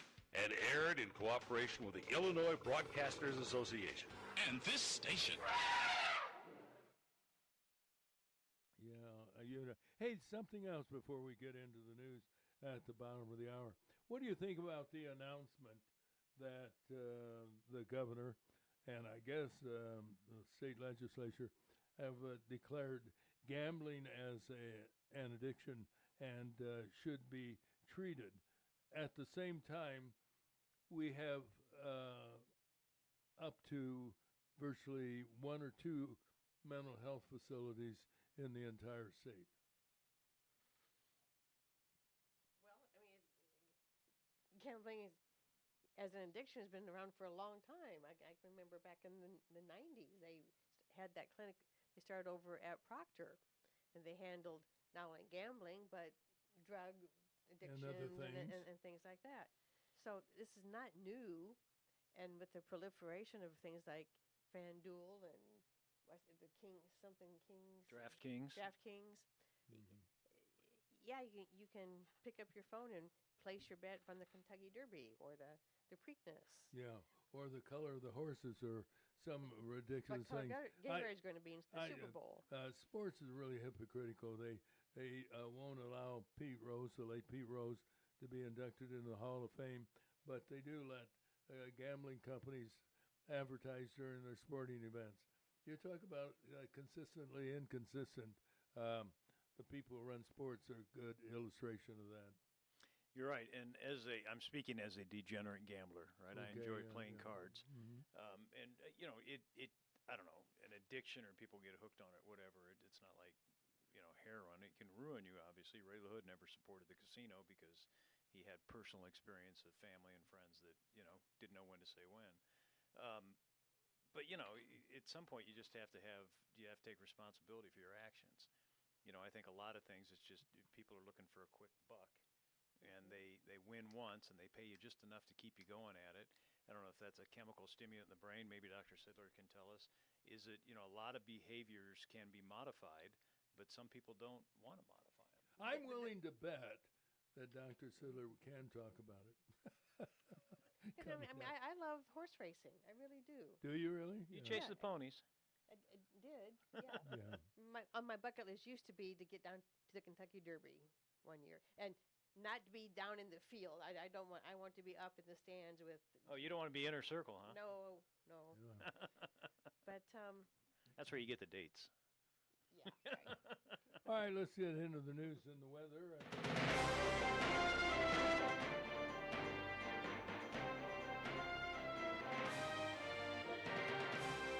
And we'll start with the news. For investment questions and information about Wall Street and investments, consider Bob Manning. He's with the Grandview Capital Group at Morgan Stanley right here in Peoria, Illinois. Bob's the senior vice president, has been in the investment advisory field now for more than 27 years. And you can reach Bob at 309-671-4653. Morgan Stanley Smith Barney, LLC, member SIPC. A lot of letters there for you to remember. But one number to remember, 671-4653. Here's Terry with our headlines. Terry. Peoria police have arrested 18-year-old Marcus Triplett Jr. in connection with the shooting death of 17-year-old Jarvis Allison Jr. Sunday evening, April 26th. The victim was shot in the head during an alleged gunfight between two groups in Lower Bradley Park. He died later at a local hospital. Triplett has been charged with aggravated discharge of a firearm and unlawful possession of a handgun under the age of 21. He has not been charged with the murder of the 17-year-old, but will be in court today. 42-year-old David Stone was sentenced to 12 years in prison after he was found guilty in connection with the shooting death of 34-year-old Arlen Castellan in January of 2024. The man was shot 7 times, say prosecutors, but not by Stone. However, he was charged under the Illinois accountability law, which permits a person to be held responsible for a crime if they help plan it, take part in it, or assist someone else.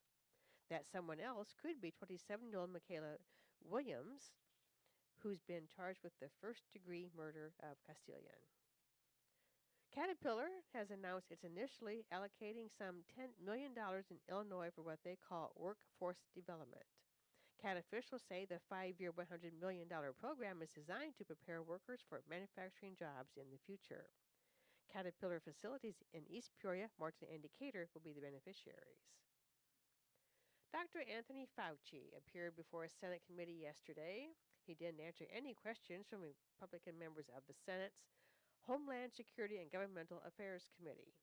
Fauci took the fifth 111 times after his opening statement, in which he accused Senator Rand Paul of an obsession calling for his prosecution. Do they have some department that sits around and thinks of all the names for these places? I mean, why are they like 20 feet long, names of committees? And Keep it simple. Many of the questions centered on alleged contradictory comments Fauci made in testimony before a number of congressional committees, which differed from written statements in his recently released personal diary. Some legal scholars say the former director of the National Institute of Allergy and Infectious Diseases, there we go again, may not be completely immune from prosecution, though he was given a blank pardon by President Biden before he left office. We're going to talk about those questions and others with Peoria attorney Kevin Sullivan, who is now in the studio. And wow, looking different. Stylish man. Wow. Right off the cover of Popular Mechanics magazine. No, I would You say got a date? GQ, but Yeah, he probably does. A date in court. A date in court. Yeah, you got it. All right, how about a check of the weather brought to you by Realtor Kathy Reynolds, who works hard producing results. He works hard to get results for her clients seeking to sell and or buy their next home. And you can contact Kathy Reynolds of Home Smart today at 309-696-2162. That's 696-2162. With the weather. Sunny and high of 86 today, Roger. Tonight, partly cloudy, low of 67.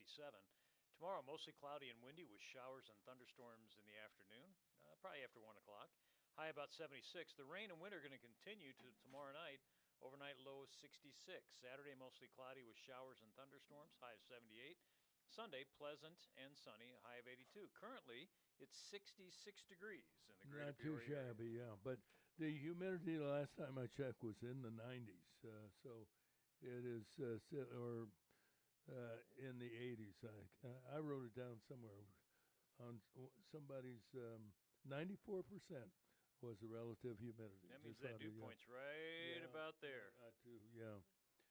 Well, good morning to counselors. Good to see Kevin Sullivan this morning. Good to see you. Good morning. I know you were busy in court yesterday, but you managed to catch up. I'm sure at one time or another you heard among the 111 times recitation of your right to keep your mouth shut.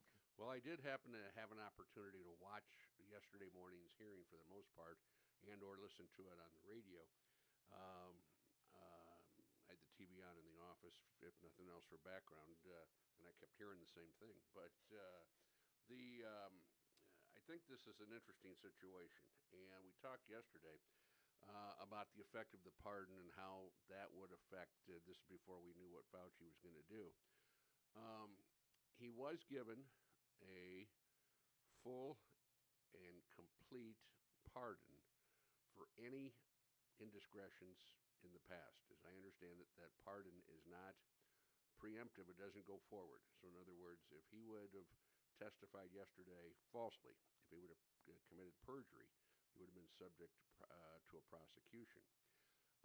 Anything that if he would have said yesterday, yes, I destroyed records, yes, I illegally got rid of emails, yes, I lied to the American people, he would have been immune from federal prosecution because he has a federal pardon.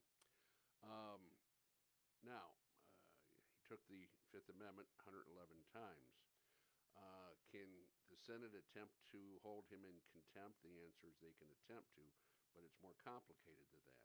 And I was watching last night between I think it's Greg Jarrett on Fox News and Jonathan Turley? Professor Turley. Mm-hmm. You know, they're pretty spot on, but they've got a team of people, the staff that, you know, brings them up to speed a lot quicker than my team of me.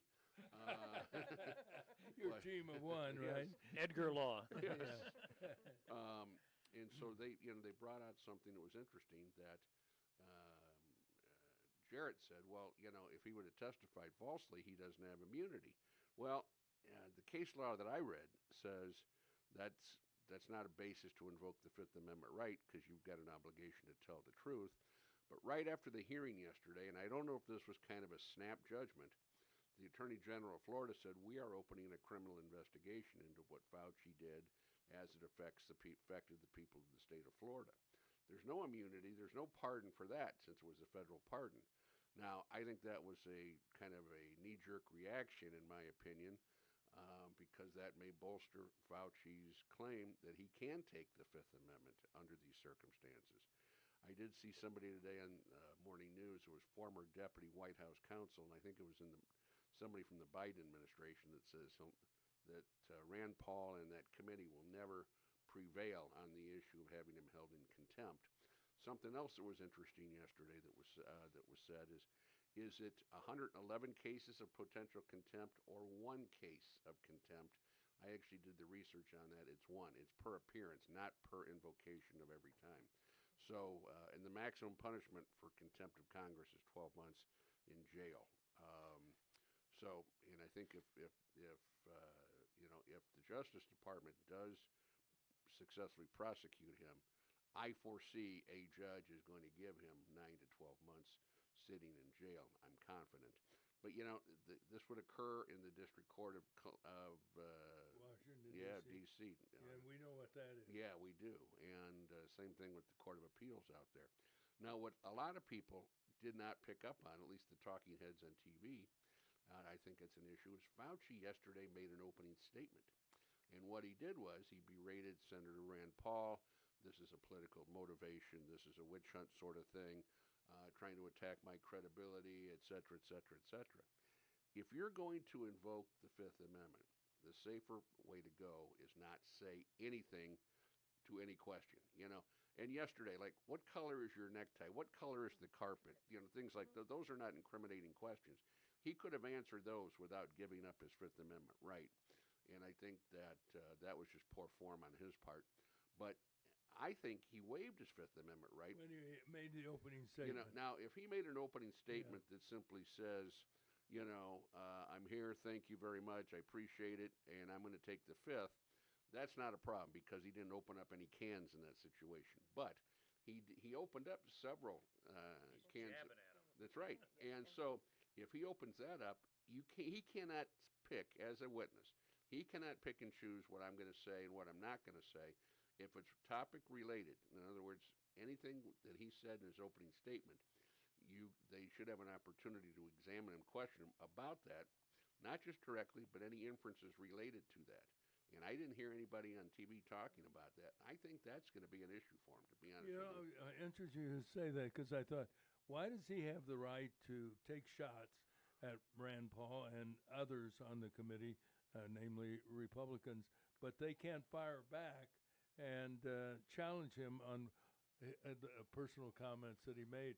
And I'm interesting that you should bring that up because the media talking heads and Fox obviously have indicated that he's paying his attorneys, what, $30,000 an hour? 3,000 is what I heard. Okay. And his one attorney didn't do him any favors yesterday, sitting at the witness table, and he was real glib and real sarcastic. Well, yeah, he was, and he was told, you know, you sit in the front row, and if you've watched other hearings in the Senate and the House, that's where people's attorneys do sit. They're within talking distance. The witness simply turns around, faces away from the panel, and they can talk to their attorney, or they can take a break, go out in the hallway, whatever the case may be. And this guy was just defiant. And, of course, one of the Republicans on the committee pointed out that the guy, I think they called him a dirtbag because he represented Menendez, who was taking gold bars from a foreign country. Yeah. And he's in prison right now. So, you know, You are not recognized. That's right, you're not recognized. Another word, and you're out of here. And he was. And then he said, he made one comment like, okay, or fair enough, or something like that. Paul said, security? Yeah. And then they started clapping in the audience. Yeah. You know?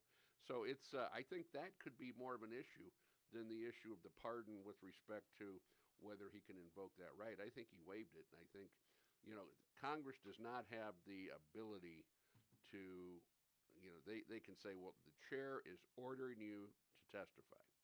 Well, that he still didn't testify. The Congress does not have the ability to enforce that order like a court does.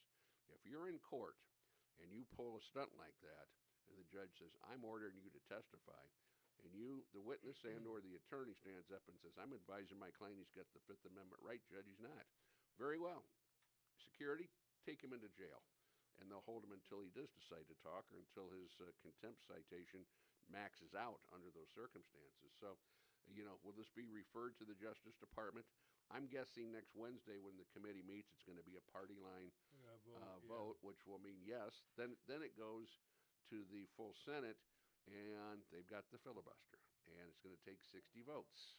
And will they probably won't pass. And I'm not sure every Republican would agree. The way the Senate is right now, it's kind of out of control, and there's no cohesion, and that's why Leader Thune and President Trump are butting heads. But Kevin, I don't want to put you on the spot here, but didn't Steve Bannon go to jail for contempt of Congress? Yes, right. I thought Peter Navarro did as well, did he not? I think you're right. There were several members of Trump's inner circle. Yes, indeed. One of the other things that I think hasn't been answered, and that is who's paying for the legal defense team for Dr. Fauci? Is he covered as a former employee of the government, or is this coming out of his own pocket? Because, you know, one of the reasons why so many lawsuits have been filed against Donald Trump is they want to bleed him financially. Sure. Well, I think he's got to be paying this himself. This is somewhat, I don't know that the government would be covering this. I don't think there's insurance to cover it. I'm guessing it's coming out of Dr. Fauci's pocket. And it sounds like those pockets are pretty well lined after what we heard yesterday. Yeah, I can't believe he made $1 million in awards for whatever it was he was doing, which, as it turns out, lying to the American public. Well, I think it was interesting that Senator Hawley, who I think is a rock star from Missouri, pointed out, well, you had all the time in the world to sit for a magazine and make $1 million off of that, but you can't testify today to the American people about what all these people that suffered, and we lost 1 million people to COVID, and the decisions made and the connections here and there. I thought that was a really good point that he made. Kevin, I would have thought that since this dealt with his role as the director of the National Institutes of Health, that they would have provided counsel for him. Well, I don't seem to think that's the case. If he was still the director, maybe, then I think he would have probably Justice Department, or maybe that department has their own attorneys, or the Justice Department, he was still active. But now that he is disassociated with the NIH, I think that is And of course, you're looking in this particular situation. Let's say that let's say that one of the group presidents at Caterpillar is getting sued for for something. Well, Caterpillar is going to cover that. Let's say that one of the group presidents is charged with a crime. Caterpillar typically does not cover that. So it's a gray area a little bit at this point.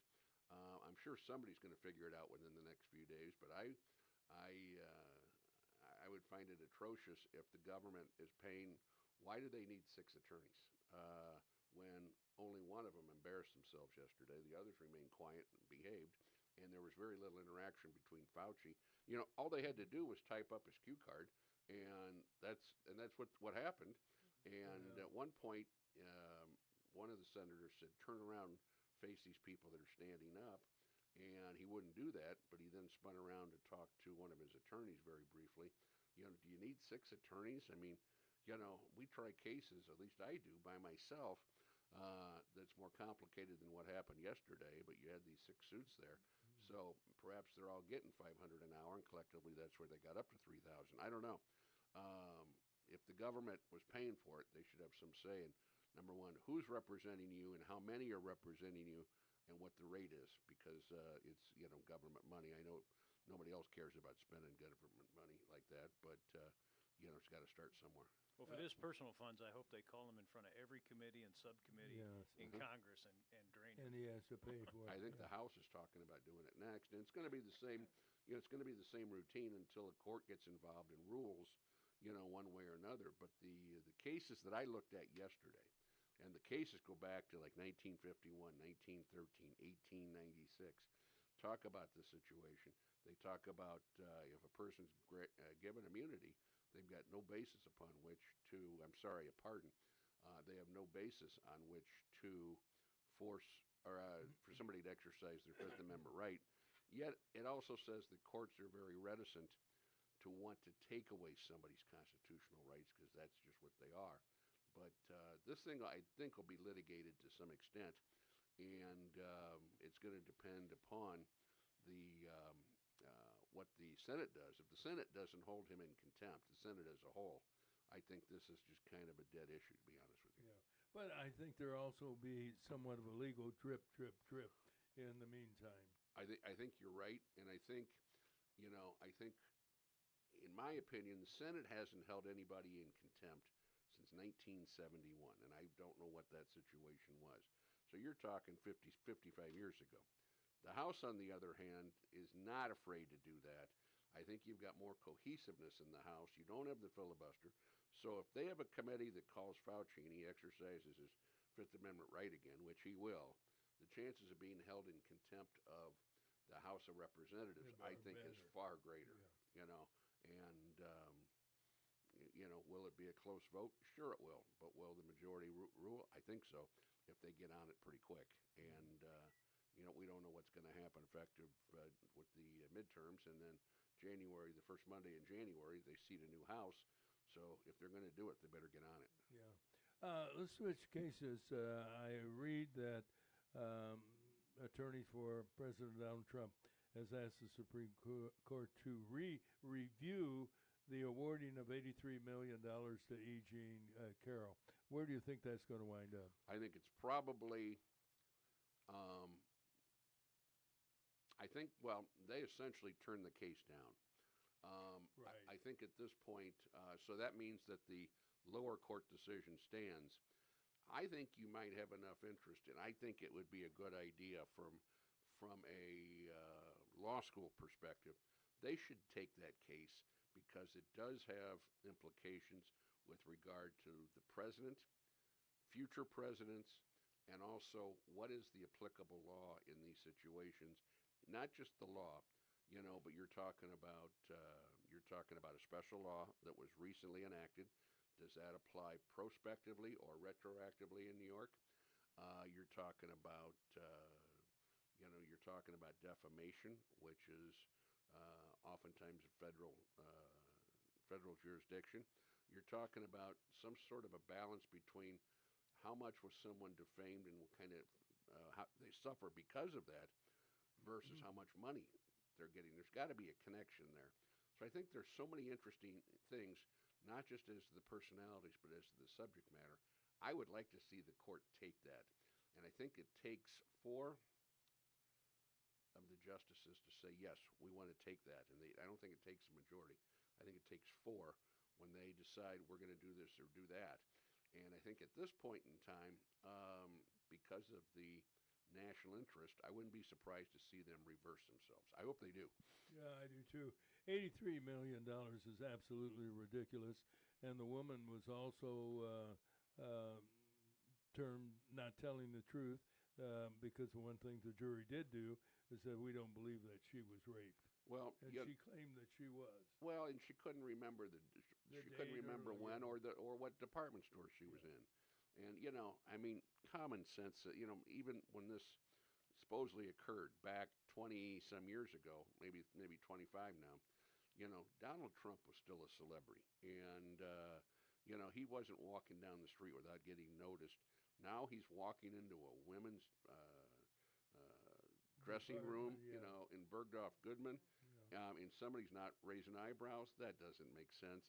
And anytime you're bringing a lawsuit, especially one where there's going to be notoriety no matter what, you're suing Donald Trump, who's the president of the United States, you're going to be subjected to a degree of ridicule. It's going to be discussed one way or another. And frankly, a lot of things that are said in the context of a court case are immune from a defamation claim because the law says you can clean that up in a minute in the courtroom. Yeah. And, she could come back and say, well, you said this about me, you said this about me. And Trump said, you lied about me. I'm just telling it as it is. Truth is a defense. And but I think it also, another aspect of this is the quality of the judiciary that oversaw these cases, and was there, how they got summary judgment before the case hardly was filed. I don't know, but I think it would be a good case, a very educational case for all of us in what we do if the Supreme Court did take it and wrote a 100-page opinion and address the players and the substance of that. I think I'd like to see that happen, but I have my doubts. Yeah. Another case I'd like your comment on is the woman who strangled her 3 children, and that the defense is saying that she had a psychosis on postpartum depression, et cetera, and so forth. And I know you talked about it yesterday, but review that again for our listeners. Well, as yesterday, I believe that the prosecution called her ex-husband to testify. And they played outside the purview of the public the 911 call. And there was then he testified as to what he found when he returned home with the kids, his kids were now deceased, and how gory and gruesome and all that it was. The defense did not cross-examine him. Now, that tells me one of 2 things. What he said was not that controversial because everybody knows that, he was just stating facts, not really going after her, or the defense will call him as one of their witnesses in their part of the case and explore more things than what the prosecution did. But, you've got, as we said, postpartum psychosis is a form of insanity. It is recognized as that. It falls under the same umbrella. And, I think, I could see this case going any which way at this point until it really develops more. But I don't think there's any question that she had postpartum depression. I think it was probably very, very severe. She was prescribed medication, and they listed the medication she was prescribed yesterday.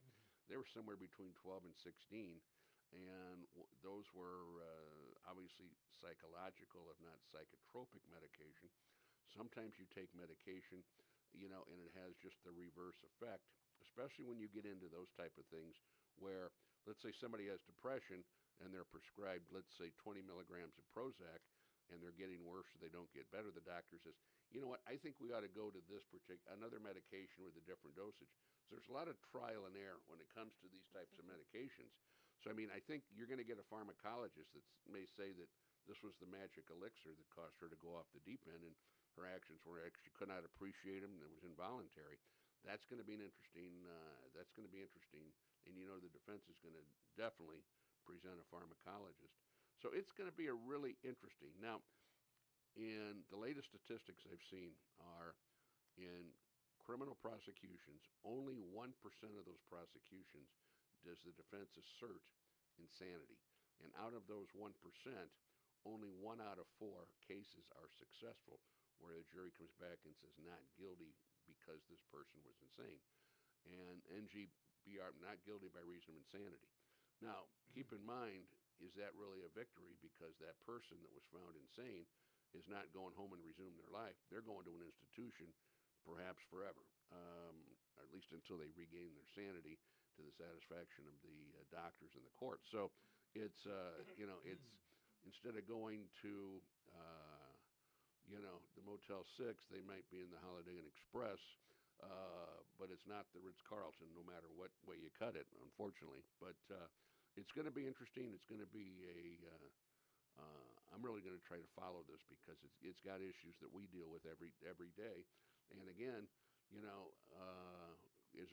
me, her ex-husband didn't come out real strong against her, and he may end up helping her, to tell you the truth, by what he saw, by what he tried to do, by what he describes as her behavior as it escalated towards that tragic event. I wonder if there have been any scientific studies to determine whether or not certain medications that are treating depression, postpartum psychosis, etc., that overrides the ability to determine right from wrong. Well, I'm sure there's studies, because I'm sure that's part of, big pharma. When they roll out medication, they do trials, and I'm sure there's something to do with that. But in my experience, whether it's psychotropic medication or whether it's other medication you take, I see a problem where a lot of people are over medicated, and that's what the problem is. And I know somebody was talking to somebody from Bloomington the other day that was taking some medication for arthritis in her neck. And she got off the medication. It was a very strong, expensive medication, and is now taking an over-the-counter type thing and is doing so much better. And that's not the only time I've heard that in the last few weeks. Placebo effect. Yeah. So, Maybe, I remember years ago, I'm going back to the 1990s, my grandmother was over-medicated and was in the hospital. And finally, when one doctor came in and took over instead of several doctors, different doctors prescribing stuff, then, they said, no, we're getting you off of this, off of this, off of this. Got her down to 1 or 2 pills. She was great. And she was in her 90s at that time. Yeah. Same thing with my grandma. She was over-medicated and was just a loon, an absolute loon. And they finally got one doctor, Dr. Sandy Beckendorf, took her off everything and put her on a baby aspirin, and in a week she was grandma again. It's back in those days, the doctors didn't have a way to communicate. This doctor had, the heart doctor had the heart chart. The kidney doctor had the kidney. The physician had the physical and perhaps the occasional blood test. But the three did not communicate. There's no excuse for that now because of my chart and Epic. If I ended up, well, this is true. I was at Mayo's a couple times last year, and, I got there. They pulled up all my records. And first time I was there, they pulled them up from Peoria. They pulled them up from Florida. Yeah. If I went to California to see our youngest son and ended up in the emergency room, they'd pull up all my records from back in the Midwest. That's right. And it's a wonderful thing, I can tell you. And it's so well organized in terms of, this is the medication you're on. These are the recent tests. Here's the doctor's notes. And if the doctors or the PAs or even the nurses, let's say an emergency room, take a minute to review somebody's chart, they should be able to provide more effective treatment, I would think. But, I think it's absolutely wonderful. And yet, they still maintain your privacy under HIPAA. So this Epic it's something. It really is. Well, I'll tell you what, in the interest of fairness and fair play, we'll have Dr. Gene Sidler on in the next hour, and I'm sure he'll be listening and respond with with a few comments of his own. I And we urge Dr. Sidler to consult with your attorney before you appear on our show, Gene. well, I hope he backs. I hope he backs me up. Not like Yeah. the old days of 60 Minutes was point Oh, yeah, counterpoint. yeah, Remember that? Yeah. Yeah. Well, what was the one on?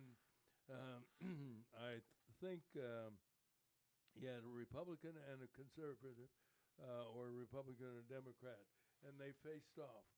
it was Hannity and the Democrat, the guy with the bad hairline. Yeah. Hannity, even before Sean had his own show. Yeah. Oh, What'd they call was it that Alan? show? Somebody? Yeah. Yeah, you're right. Alan. Alan something. Hannity and Combs. Combs. Yeah. And what was that on Fox or was that on? I don't know. CNN, one of those. Yeah. But that was a good program. It was, Yeah. and you can see that still with Fox because in the afternoon sometimes they bring on Harold Ford Jr. Oh, I like it. And he kind of gives the softer approach, more the Democratic or the left leaning. Sometimes they bring on Juan Williams on Sundays. Yeah, That- he's not good. He's not like Harold. No, Harold is pretty objective. So Yeah. it's but I remember that point counterpoint. I can't remember who the characters were. It was Sheila somebody, and they started calling each other names, and then they did takeoffs on it on Actually, Saturday Night Live. was that skit on SNL? Dan Aykroyd and Jane Curtin. Yes, Jane, you ignorant slime. Why do you always take the asinine view of every debate? that's right. Well, he didn't say slime. No, No, he yeah, didn't. you did for that. As always, Kevin, thanks so much. You bet. We'll see you Appreciate it. next Have week. a great weekend. You bet. And are you sitting for in style after this No, court hearing? This no. is looking Yeah. pretty dapper there, He bud. looks pretty dapper. If they offered me 1,000, I Yeah. would, not a million. But I can't compete with Fauci. Nobody can. No. Yeah, I'm not even sure Trump can with No. all his millions, for that matter. Thanks, Counselor. Yeah, You bet. you Good to bet. see everybody. Don't go away. We'll be back with more.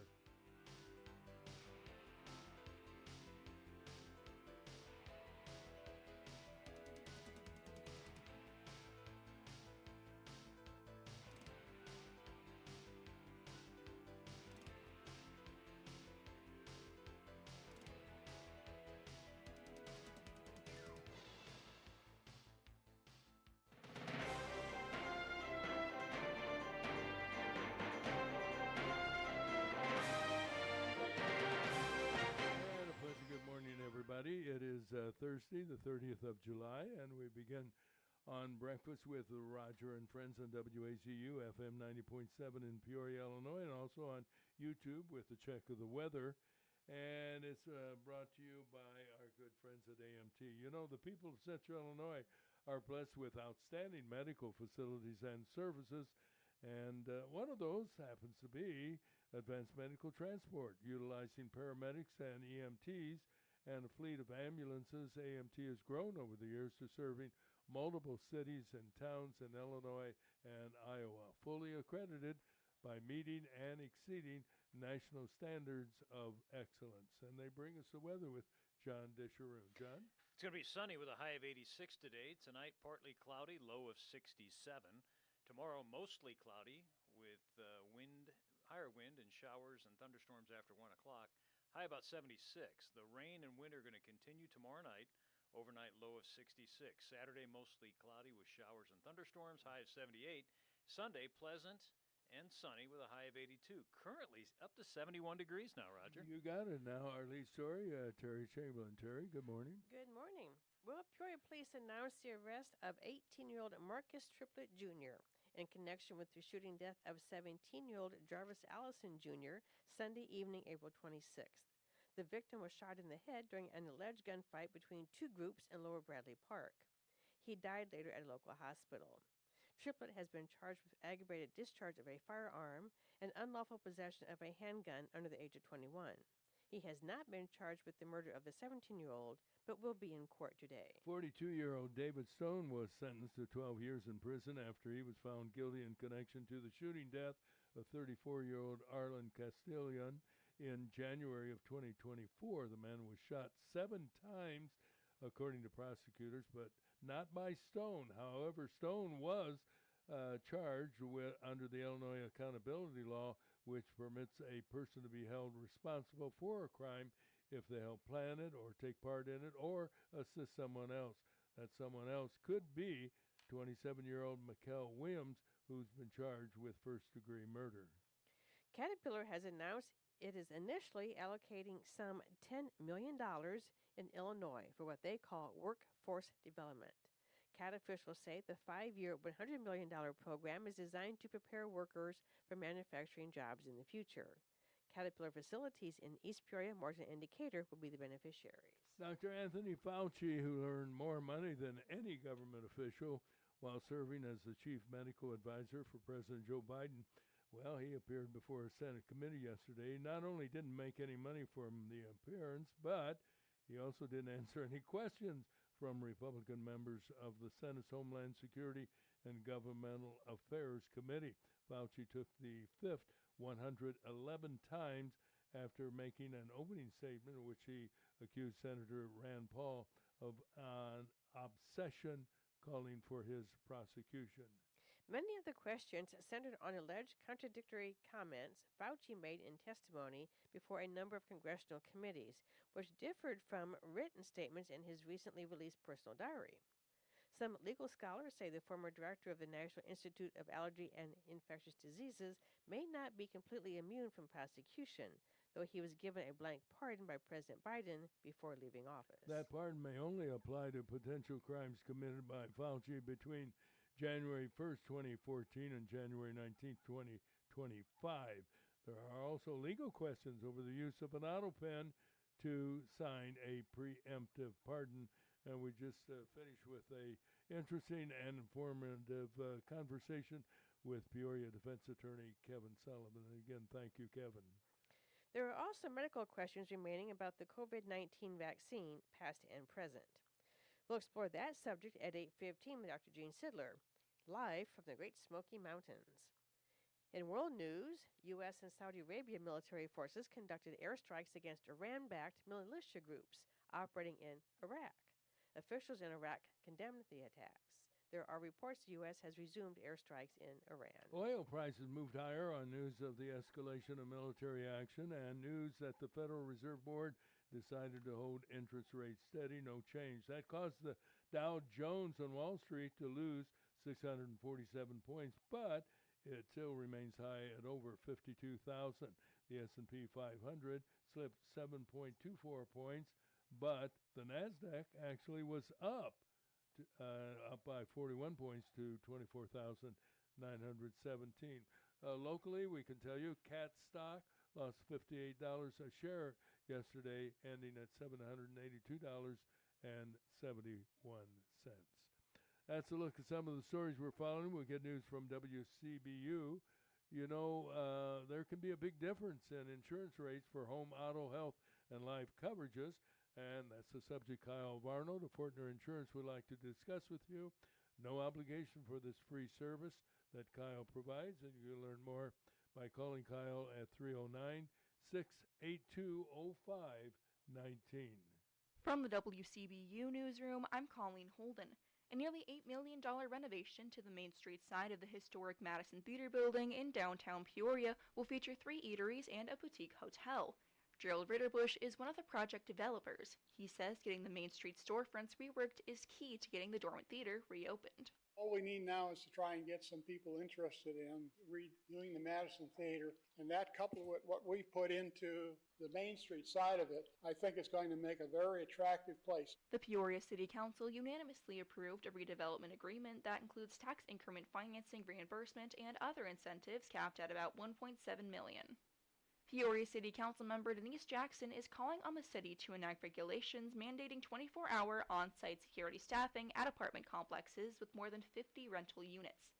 Jackson says her proposal stems from incidents and complaints she's heard from constituents regarding conditions at some apartment buildings. And I'm appalled at some of the conditions we've allowed to persist in some of these buildings and let people live under them. City staff estimates the requirements would cost each complex more than $500,000 per year.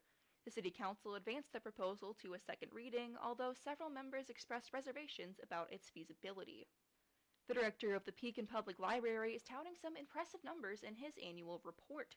Jeff Brooks says the library recorded close to 119,000 patron visits already this year. That's only 16% below the total number of visitors for all of 2025.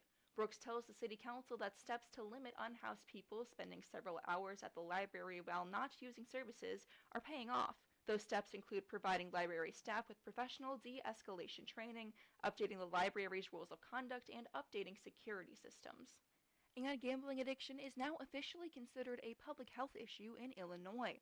Isabella Nieto reports Governor J.B. Pritzker signed a bill last week that requires gambling addiction resources to be displayed at gaming locations and on digital platforms. The bill adds gambling addiction to the state's Substance Use Disorder Act. I'm Colleen Holden. All right, let's get into the world of sports, and John Disharoon is here, sitting in for the vacationing Dr. Gene Sidler, and I think you got a bunch of baseball scores for us. Bunch of baseball. Cubbies broke our hearts again last night, Roger. Ivan Herrera had a 2-run double with 1 out in the 10th inning to give the St. Louis Cardinals a 3-2 comeback victory over our Cubbies last night. Herrera lined the double to left center field off Trent Thornton for his second career game-ending hit after Lars Nootbaar had a pinch hit single. J.J. Weatherholt walked, and Jordan Walker drove in a run on a ground out to third. Herrera was 3 for 5. Petey Crow Armstrong hit a 2-run homer, his 24th of the season, off Luis Gastelum in the top of the 10th to put Chicago ahead 2-1, and we thought we had it. Yeah. And I'll tell you what, I call that a managerial loss because he left that pitcher in who couldn't get the ball over. His breaking pitch kept breaking too far. He had a mediocre fastball, and I said, this guy is struggling. You need to make a pitching change, but he stuck with him, and it cost him the game. And, St. Louis, give them a little bit more momentum. Yeah. They snapped a 3-game losing streak. It's lost 9 of its last 11 games entering play last night. They so should have lost last night, too. Cubbies.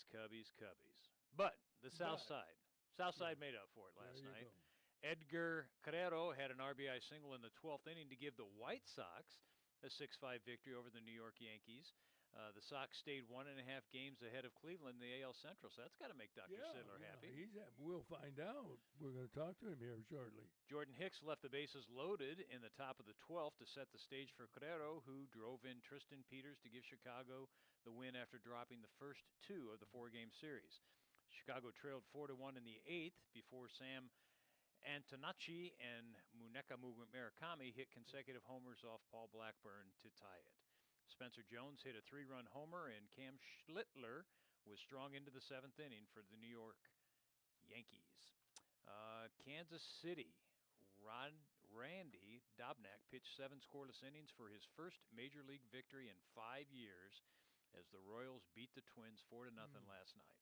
Dobnak gave up 4 hits and a walk while striking out 4. He had 3 1-2-3 innings and no runner advanced past second base.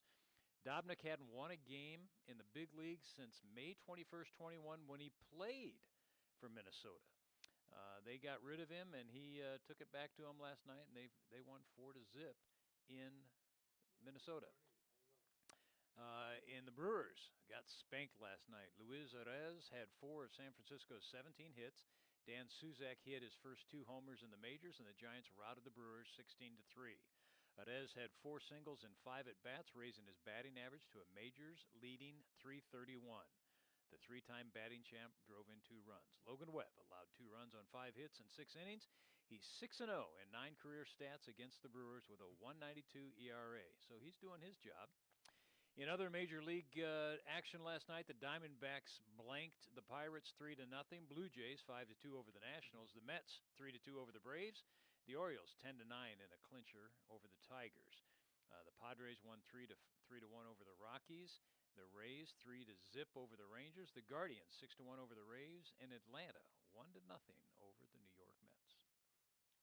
And that's sports. That's sports. We have Dr. Gene Sidler on the line. Good morning, thank Gene. God, Gene, here to save us.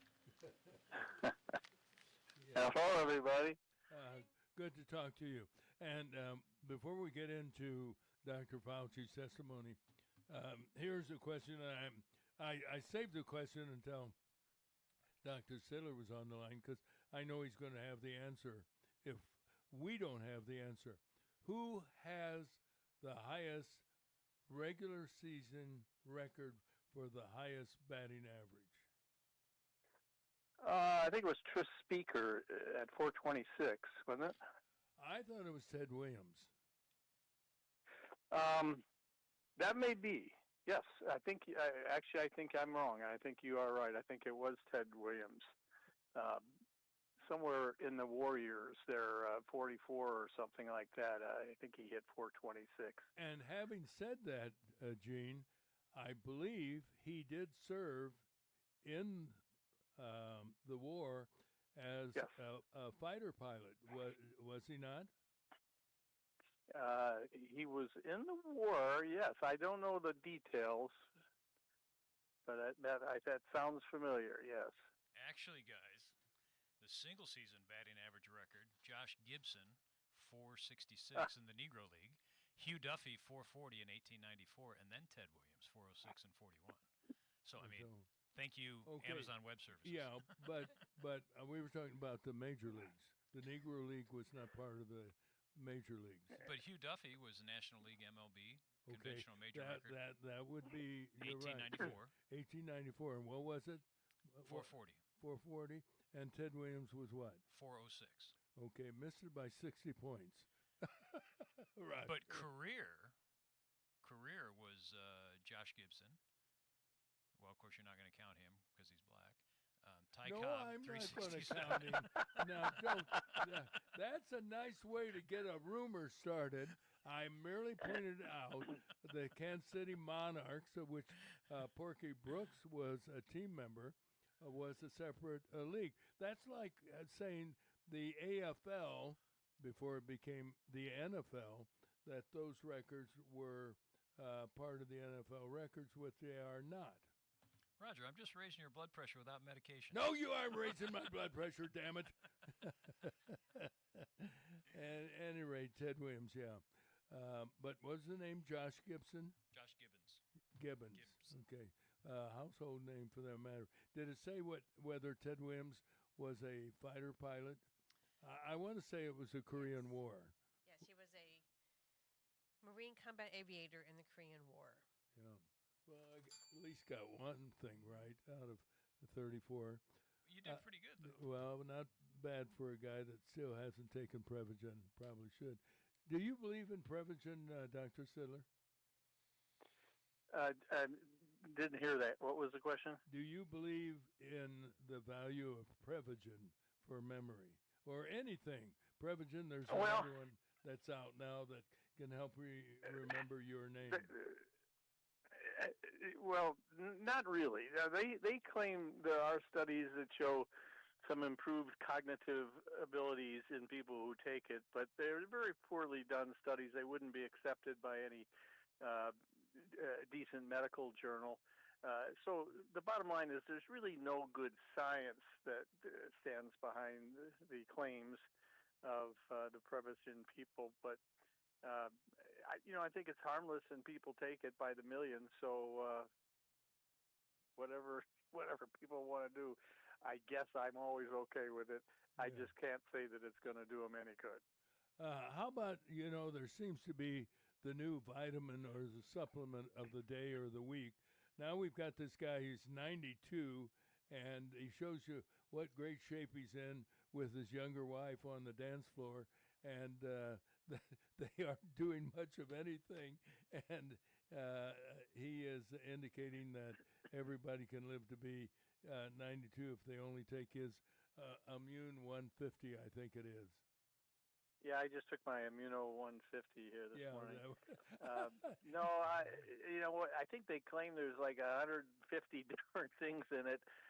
You have to be talking microscopic amounts of anything to get 150 elements into one pill. But no, I think basically you're getting everything your body needs in a normal diet, and I don't think you need to take supplements like that. Somehow I think the creation process, I think they want you to believe was a failure because we need all these supplements to survive. Yeah. Well, let's talk about Dr. Anthony Fauci. I understand you've taken his picture down from your office now, following him taking the fifth 111 time. Give your overview from a medical perspective of the hearings and just Dr. Fauci's many, many mandates that affected negatively so many aspects of our daily lives. Well, yes. I mean, after reading a lot of the entries that he had in this diary type of log that he kept on government computers, which is why it can be revealed publicly now.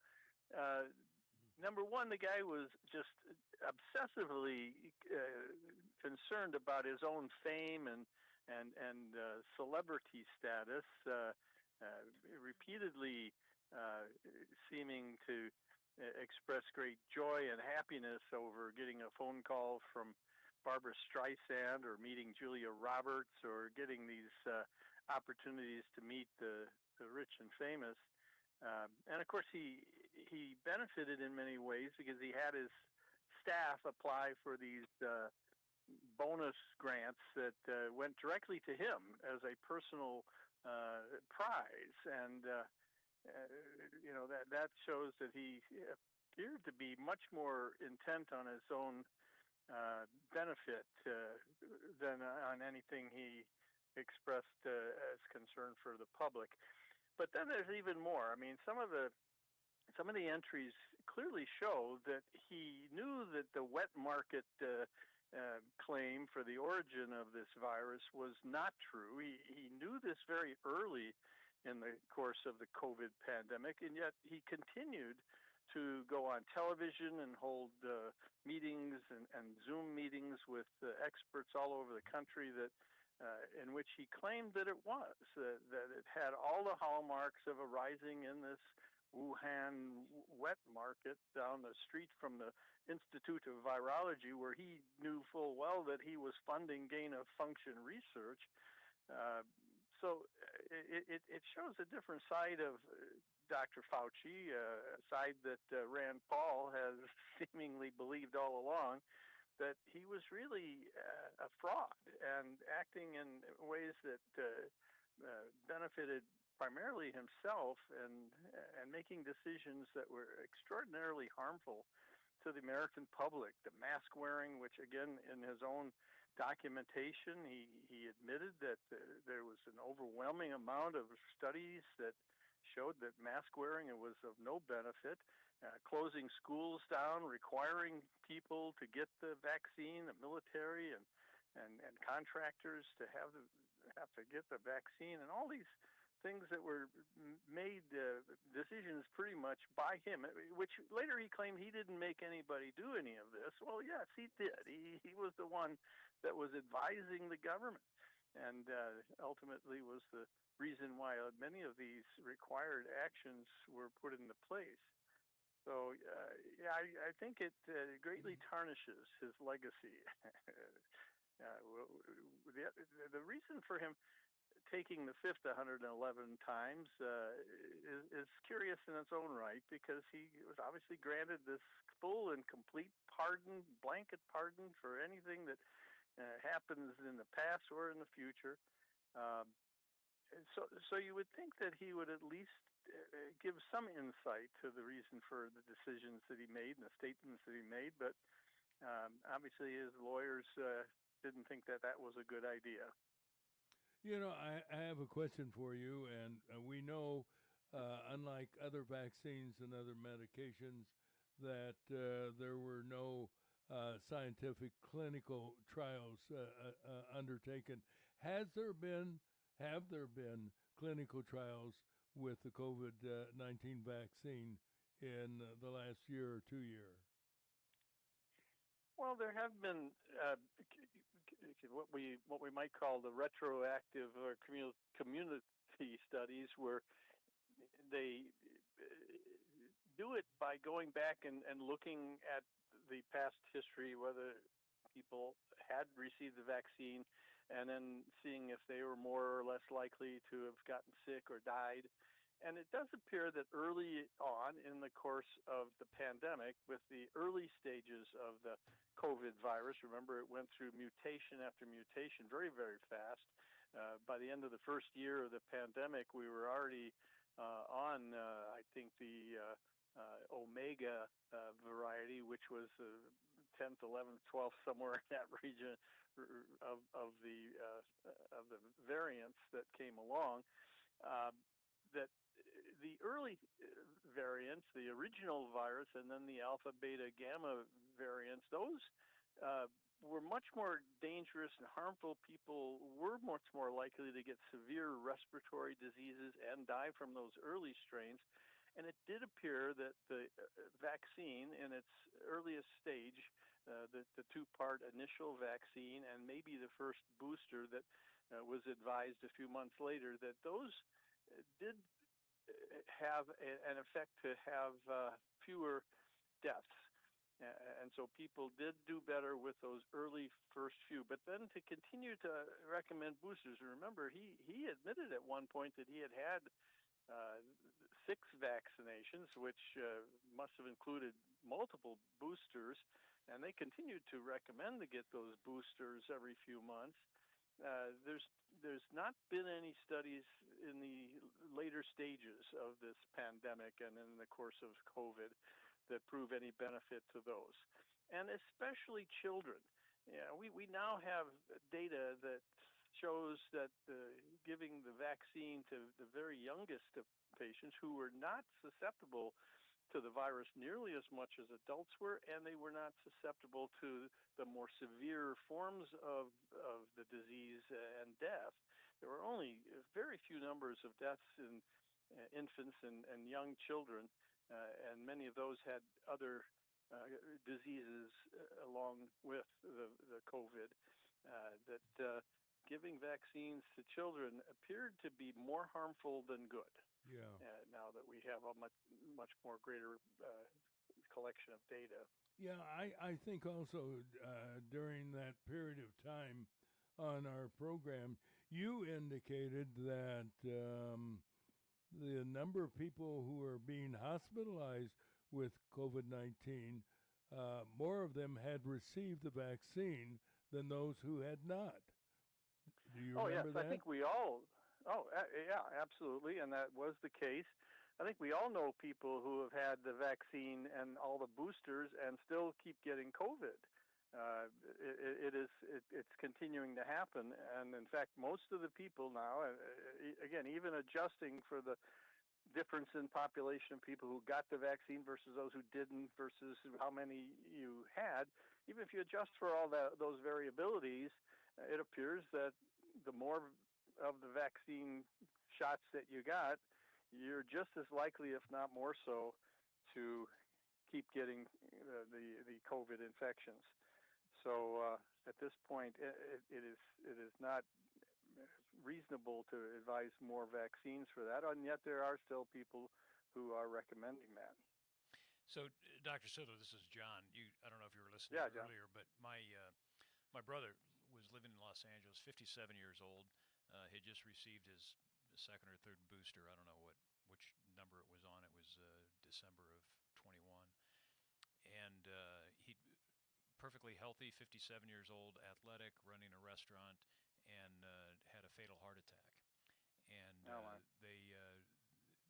he went to an emergency clinic first. They transported him by ambulance to the hospital in Los Angeles, where he coded, and he never came out. And the docs on the autopsy, said it was a COVID death and reaction. I mean, there was no history, zero history of heart, lung, anything.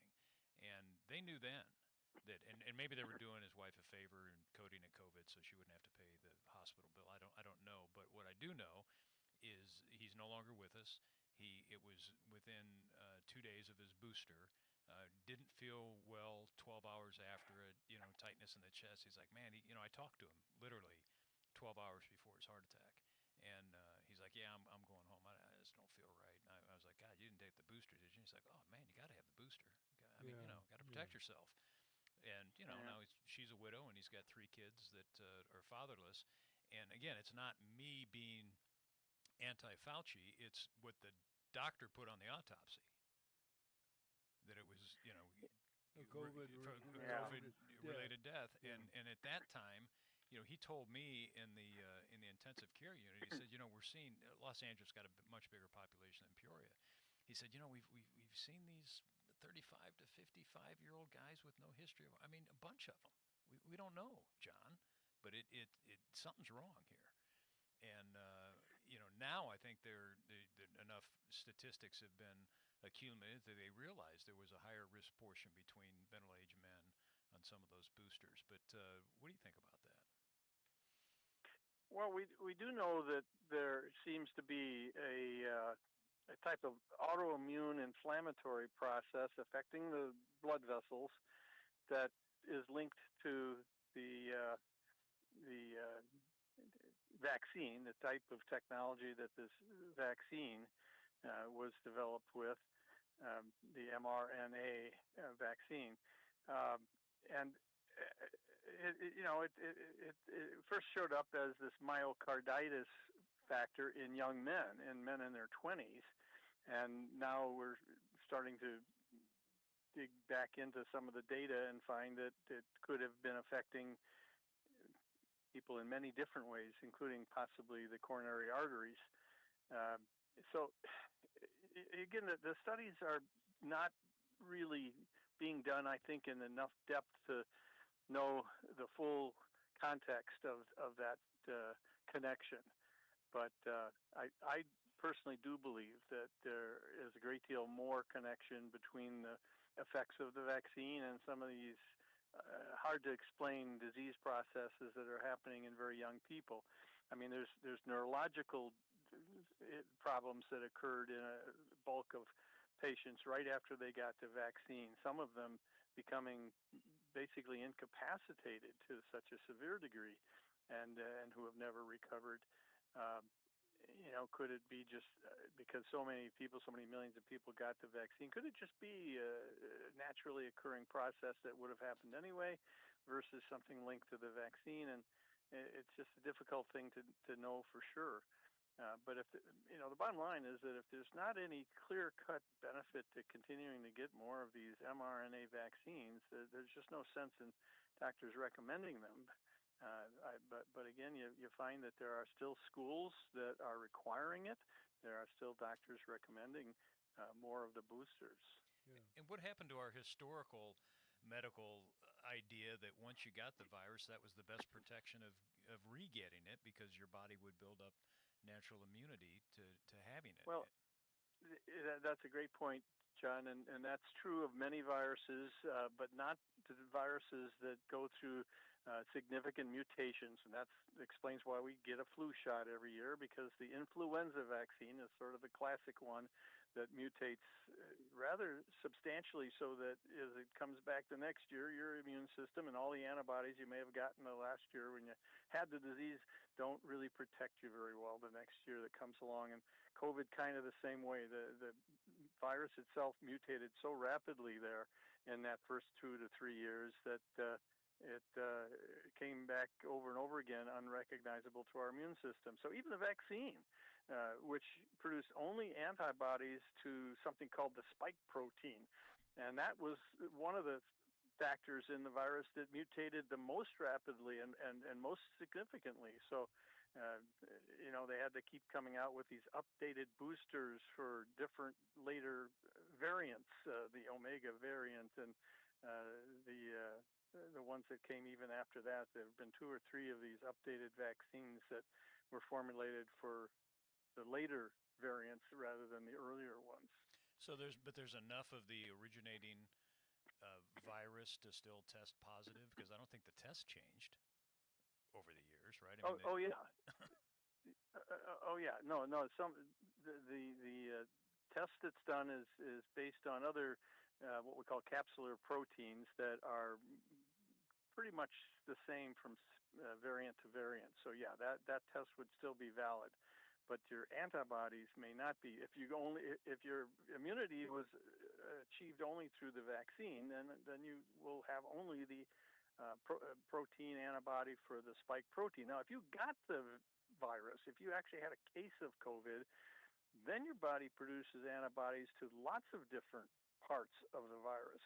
And that's where that argument comes into play, that natural immunity is much better and protects you much more, even for the later strains, than the vaccine immunity does, because it's only protecting you in one way with one antibody to the spike protein, which is the part that mutates so quickly.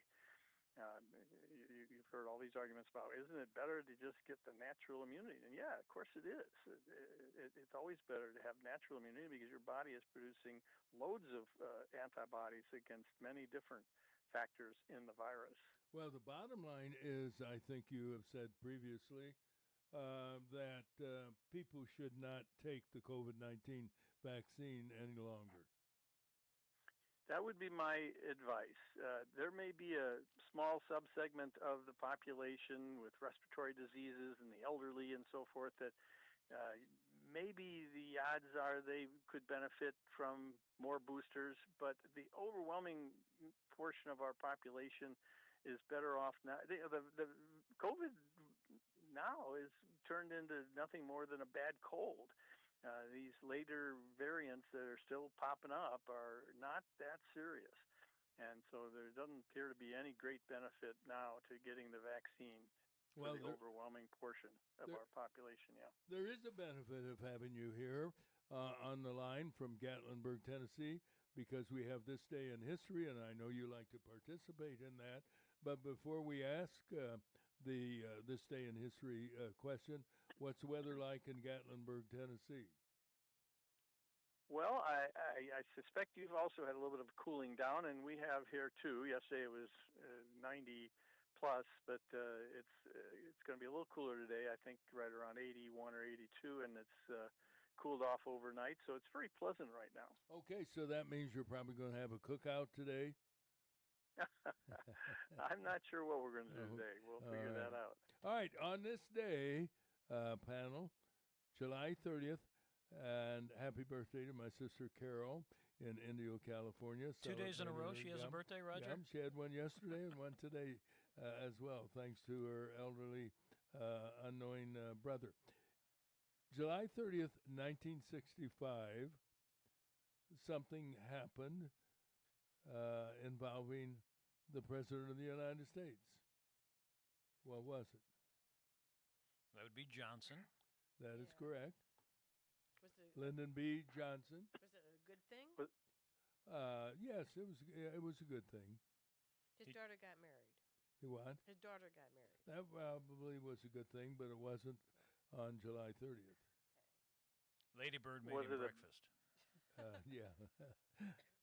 Incorrect, John. What'd you would say, Gene? Was it a bill that he signed? Yes. Was it the Civil Rights Bill? No.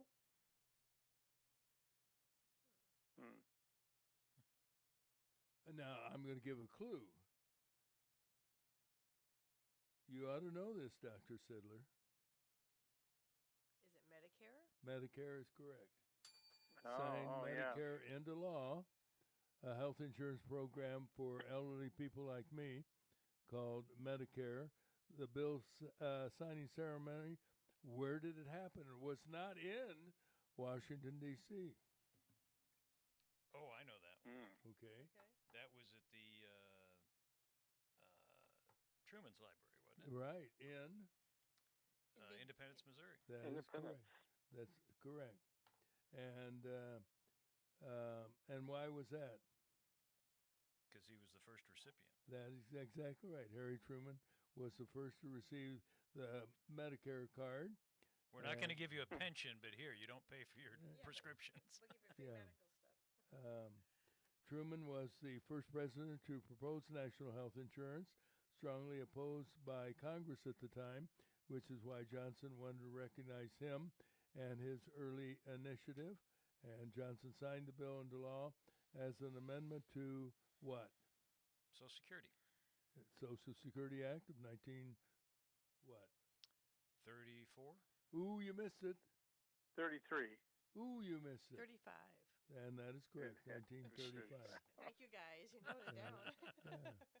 And nearly 19 million people enrolled when it went into effect in what year?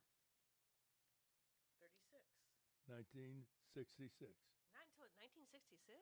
Yes, when Medicare went into effect. Oh, Medicare. I Not thought we were still Social talking about Security, yeah. And the program was extended in what year to include eligible Americans under age 65 What year did they extend it? 84? Too high. 75. Too high. 72. What? 72. 72. And that was for what segment of the population? Widows and children? No? Disabled? Yes. With people under the age of 65 with disabilities and people with what kind of disease of all ages?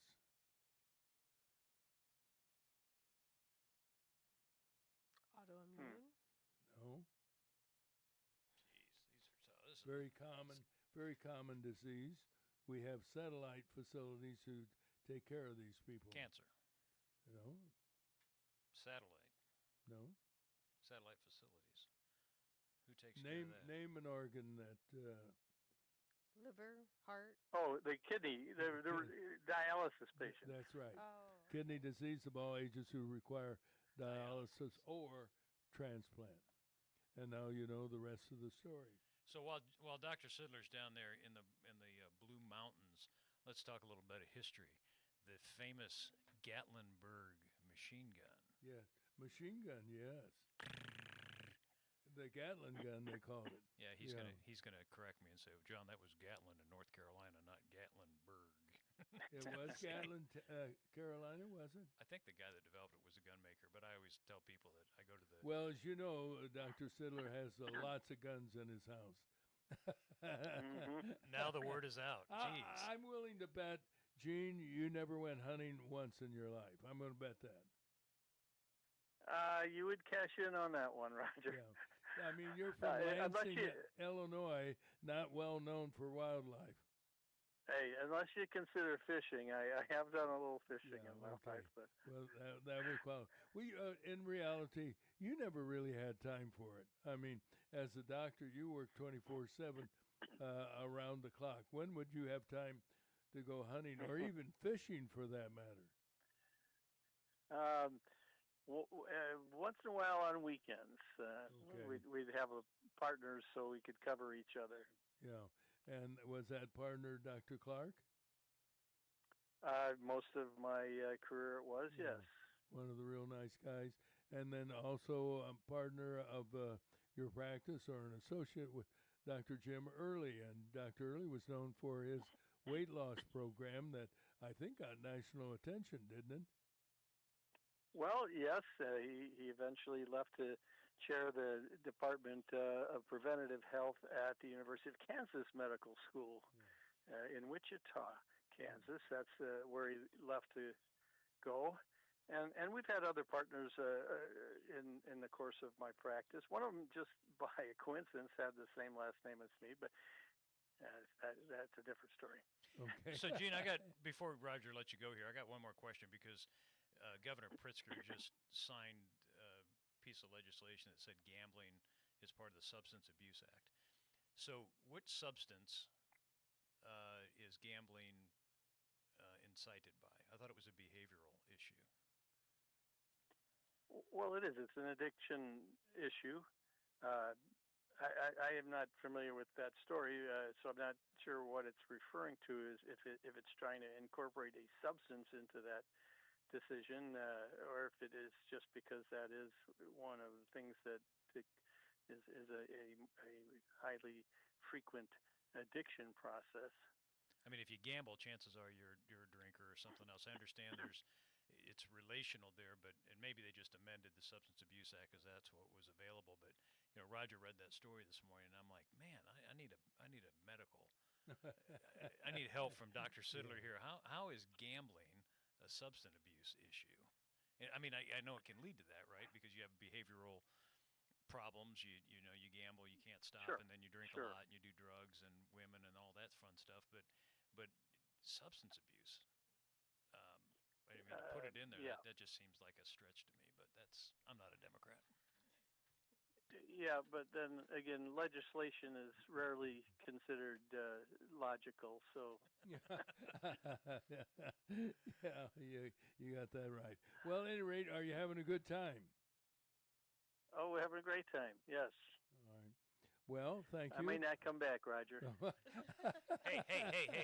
I signed up for 4 days. Yeah, yeah. And that's it, right? All right, thanks, Gene. Roger, did you get a text that I sent you last night? No, check. No. Check your text. Was it a picture? Oh, it was just a couple of pictures of some visitors we've had here at the cabin we're at. Yes. Yes. Oh, I heard that they're the four-legged variety. Did I hear that correctly? Oh yes, yeah. We've had several bears visiting us here. That's why you need a gun. No, Or bear spray. they don't seem. They just kind of stroll around looking for any kind of food. I think is what they're looking for. Every time there's a new visitor, they figure, hey, they're not going to put the lid on the can. We have free lunch. Yeah, they don't know the rules yet. Yeah, no, the cans all have these weird locking lids to them. So, yeah, they're looking for something else that you dropped along the way. Yeah. They're pretty beautiful creatures, though. Did you catch them on the camera, or did you see them live? Oh yeah, no, they're right around our property. Yeah, we've seen several different live ones here. They just meander around and put their snoot up in the air and sniff, and Yeah, pretty much. Pretty incredible beasts. They appear to be mostly the juvenile type. They're not really that big, but they appear to be the black bears, the very dark black fur. And everybody says that you see them all the time here, so we'll probably see more of them. Okay. I just checked, and I don't have any pictures. But I'm not very good at checking things, so I'll do it after the show. Any rate, thanks, Gene. Appreciate it. God love you. Have a great time, and we'll check in with you. Yes. I think I sent it to your email too, Roger. Okay. So check your email. That's probably where it is in the email. You can text me, Gene. I'll send you a text, Terry. Okay. All right. All right. Have a good time with the wildlife, and be careful. Yeah, we'll try to stay out of their way. Yeah. All right. Thank you. All right. Thanks, Bye-bye. Gene. Bye, everyone. Yeah, Dr. Gene Sidler. And let's see, we missed news headlines at the bottom of the hour. That's right.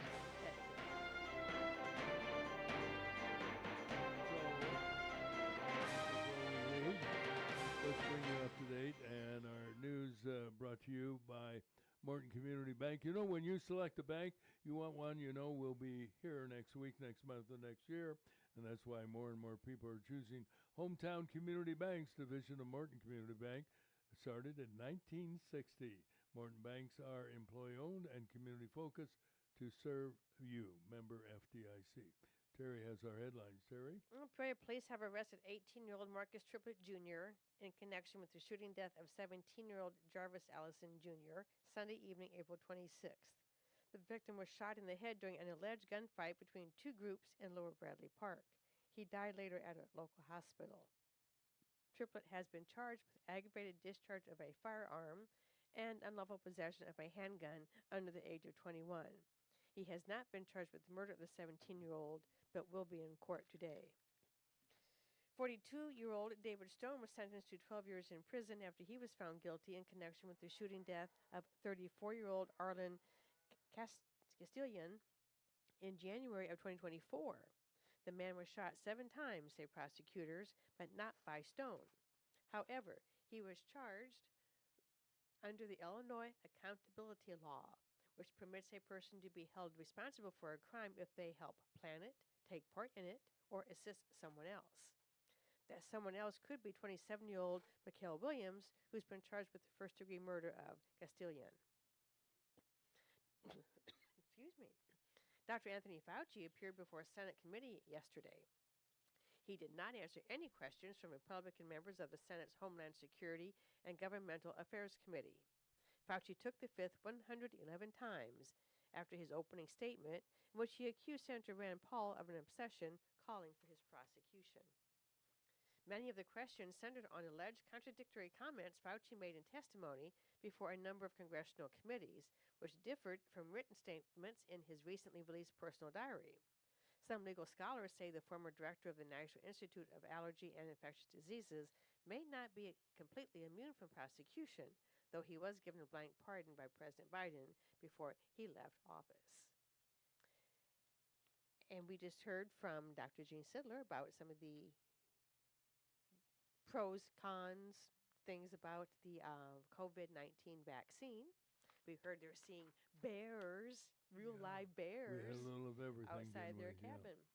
All right, how about check of the weather brought to you by a home care agency you can trust, Spoon River Home Health Services. You know, they've been serving the health needs of people in the city and the county and the country since 1993 with a staff of registered nurses, therapists, and home care assistants. You can learn more from Spoon River at 309-245-0723 or on the internet at spoonriverhomehealth.com. With the weather, here's John. It's going to be sunny with a high of 86 today. Tonight, partly cloudy, low of 67. Tomorrow, mostly cloudy and windy with showers and thunderstorms after 1 p.m., high about 76. The rain and wind will continue tomorrow night. Overnight low of 66. On Saturday, mostly cloudy with showers and thunderstorms, high about 78. Sunday, sunny and pleasant, high of 82. Currently, we're at 76 degrees. And 76% is the humidity. So things have gotten a little better on the outside. It's very patriotic, Yeah, 76, 76. 76, and I'm age 76. And now we have our pet tip of the day with our friend Louis Linder. Today's pet tip is brought to you by Peoria Pet Crematory of Peoria and Lewiston, providing final care for family pets, large and small, 24 hours a day, 7 days a week. Their phone number is 713-1898. That's 713-1898. More information is available at peoriapetcrematory.com. Pet lovers are dedicated to their animals, all species from horses to turtles and of course cats and dogs. If you are a pet lover, learn these little known, somewhat amazing facts about your pet. Many gardeners are also dog lovers and owners, but sometimes gardens and pets don't mix. You may have a dog that runs and wears a path along your fence line. You may have a digger or a chewer. If you have a fence runner, try landscaping with a walkway of stone or paving blocks along the fence and the path that he runs. Place your gardens in front of and around this pathway. If you have a digger, try placing chicken wire in your garden beds covered with a thick layer of mulch. Chicken wire is uncomfortable to the dog's paws and it should stop his digging very quickly. You can also try to train him to dig in one specific area. Fill a designated area with sand or soft soil and bury a few toys or chews there. Then make it a game to dig in this spot. Remember to provide shade from the summer sun. A cool patch of grass under a shade tree is great, but if the grass wears away, try building a small platform to place a bed upon. This will be comfortable and cleaner. If you have a chewer, use only plants that are non-toxic. Visit aspca.org/petcare to find a current list of poisonous plants to avoid. With a little thought and planning, you can have a yard that both you and your dog will enjoy. This whisker of information has been made possible by a grant from the Corporation for Public Broadcasting in partnership with Spot, Saving Pets One at a Time, and KSVR Studios. Theme music by Stuardo Glasser and produced by Isla Bystrom-Williams. Today's pet tip has been brought to you by Peoria Pet Crematory of Peoria and Lewiston, providing final care for family pets, large and small, 24 hours a day, 7 days a week.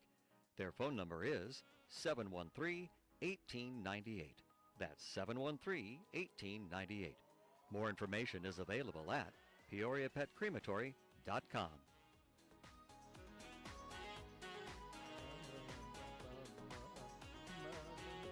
Okay, boys and girls, where do we go from today? We had the hearing yesterday, and I guess they're all done. But now apparently the House is going to hold committee hearings, and the Reverend Anthony Fauci will be required to attend. So we're going to play this scenario out until he decides to, I don't know what, Do you think he'll be cited for contempt of court like Peter Navarro and who was the other Republican that went to jail? Democrats sent Scott Bannon or Steve Bannon. Steve Bannon, yeah, and he remained. What was it? 6 months? Is that what he was sentenced for? Or was it a year? I don't recall. I don't recall. Well, he came out defiant. Said what they did to me was wrong, and so I guess what's sauce for the goose is sauce for the gander. It's good for the Democrats. I think the House found Bill and Hillary Clinton in contempt, and then they did come back and testify under closed hearings, right? But closed doors. I just wish they'd put the SAVE Act up for a vote and kind of do their work. Yeah, well, I agree, but as usual, that happens in scenarios like this. Let's move on. Let's forget it. In other words, we can investigate the President of the United States for 4 years for the bogus collusion with Russia. But when the tables are turned, let's move forward. And he's using and January 6th, of course. He's using lawfare. He's using lawfare when that's what they did. Yeah. No, you're right. Well, it is what it is, and life goes on in Washington, D.C. So, are you scheduled today to tee off? Are you playing any golf? I am not. I've got a crew out at the lake. We're working on the house. Karen's got another fundraiser for Travis Weaver up in Kewanee. So I got to help her get ready for that. And she's on his campaign committee, is she not? Yeah, she runs his. She helps him raise money. I haven't talked to Travis in quite some time. We used to check in with him, or he would check in with us. So he must. This is the thing about not necessarily Travis Weaver, but the idea that members of Congress have to campaign every 2 years. They never stop campaigning. And there's something wrong with our system, although I can see the value of it. We 6-year term for senators, 2-year terms for those members of the House of Representatives. But it seems like you win one election, you got to turn around and start campaigning for the next one. And to me, that system is a little unbalanced. It is, and they, of course, Travis is in the State House, but he's up every 2 years as well. That's right. But you have to turn into, it's so expensive to run campaigns, and the Republicans are still in a super minority, which means they don't need a Republican to pass any legislation. And they don't use any of the Republicans to pass legislation.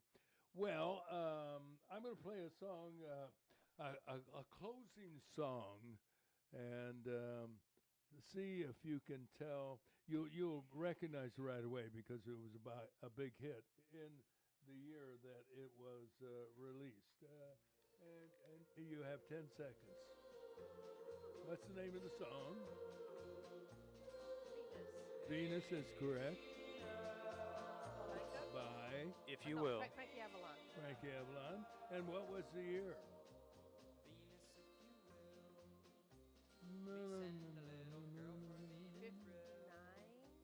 What'd you say?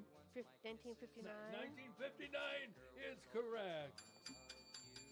Have a great day, everybody. Thanks for being a part of our program. We'll be back tomorrow with more of the same. In the meantime, have a great day. And remember, God loves you, and so do we.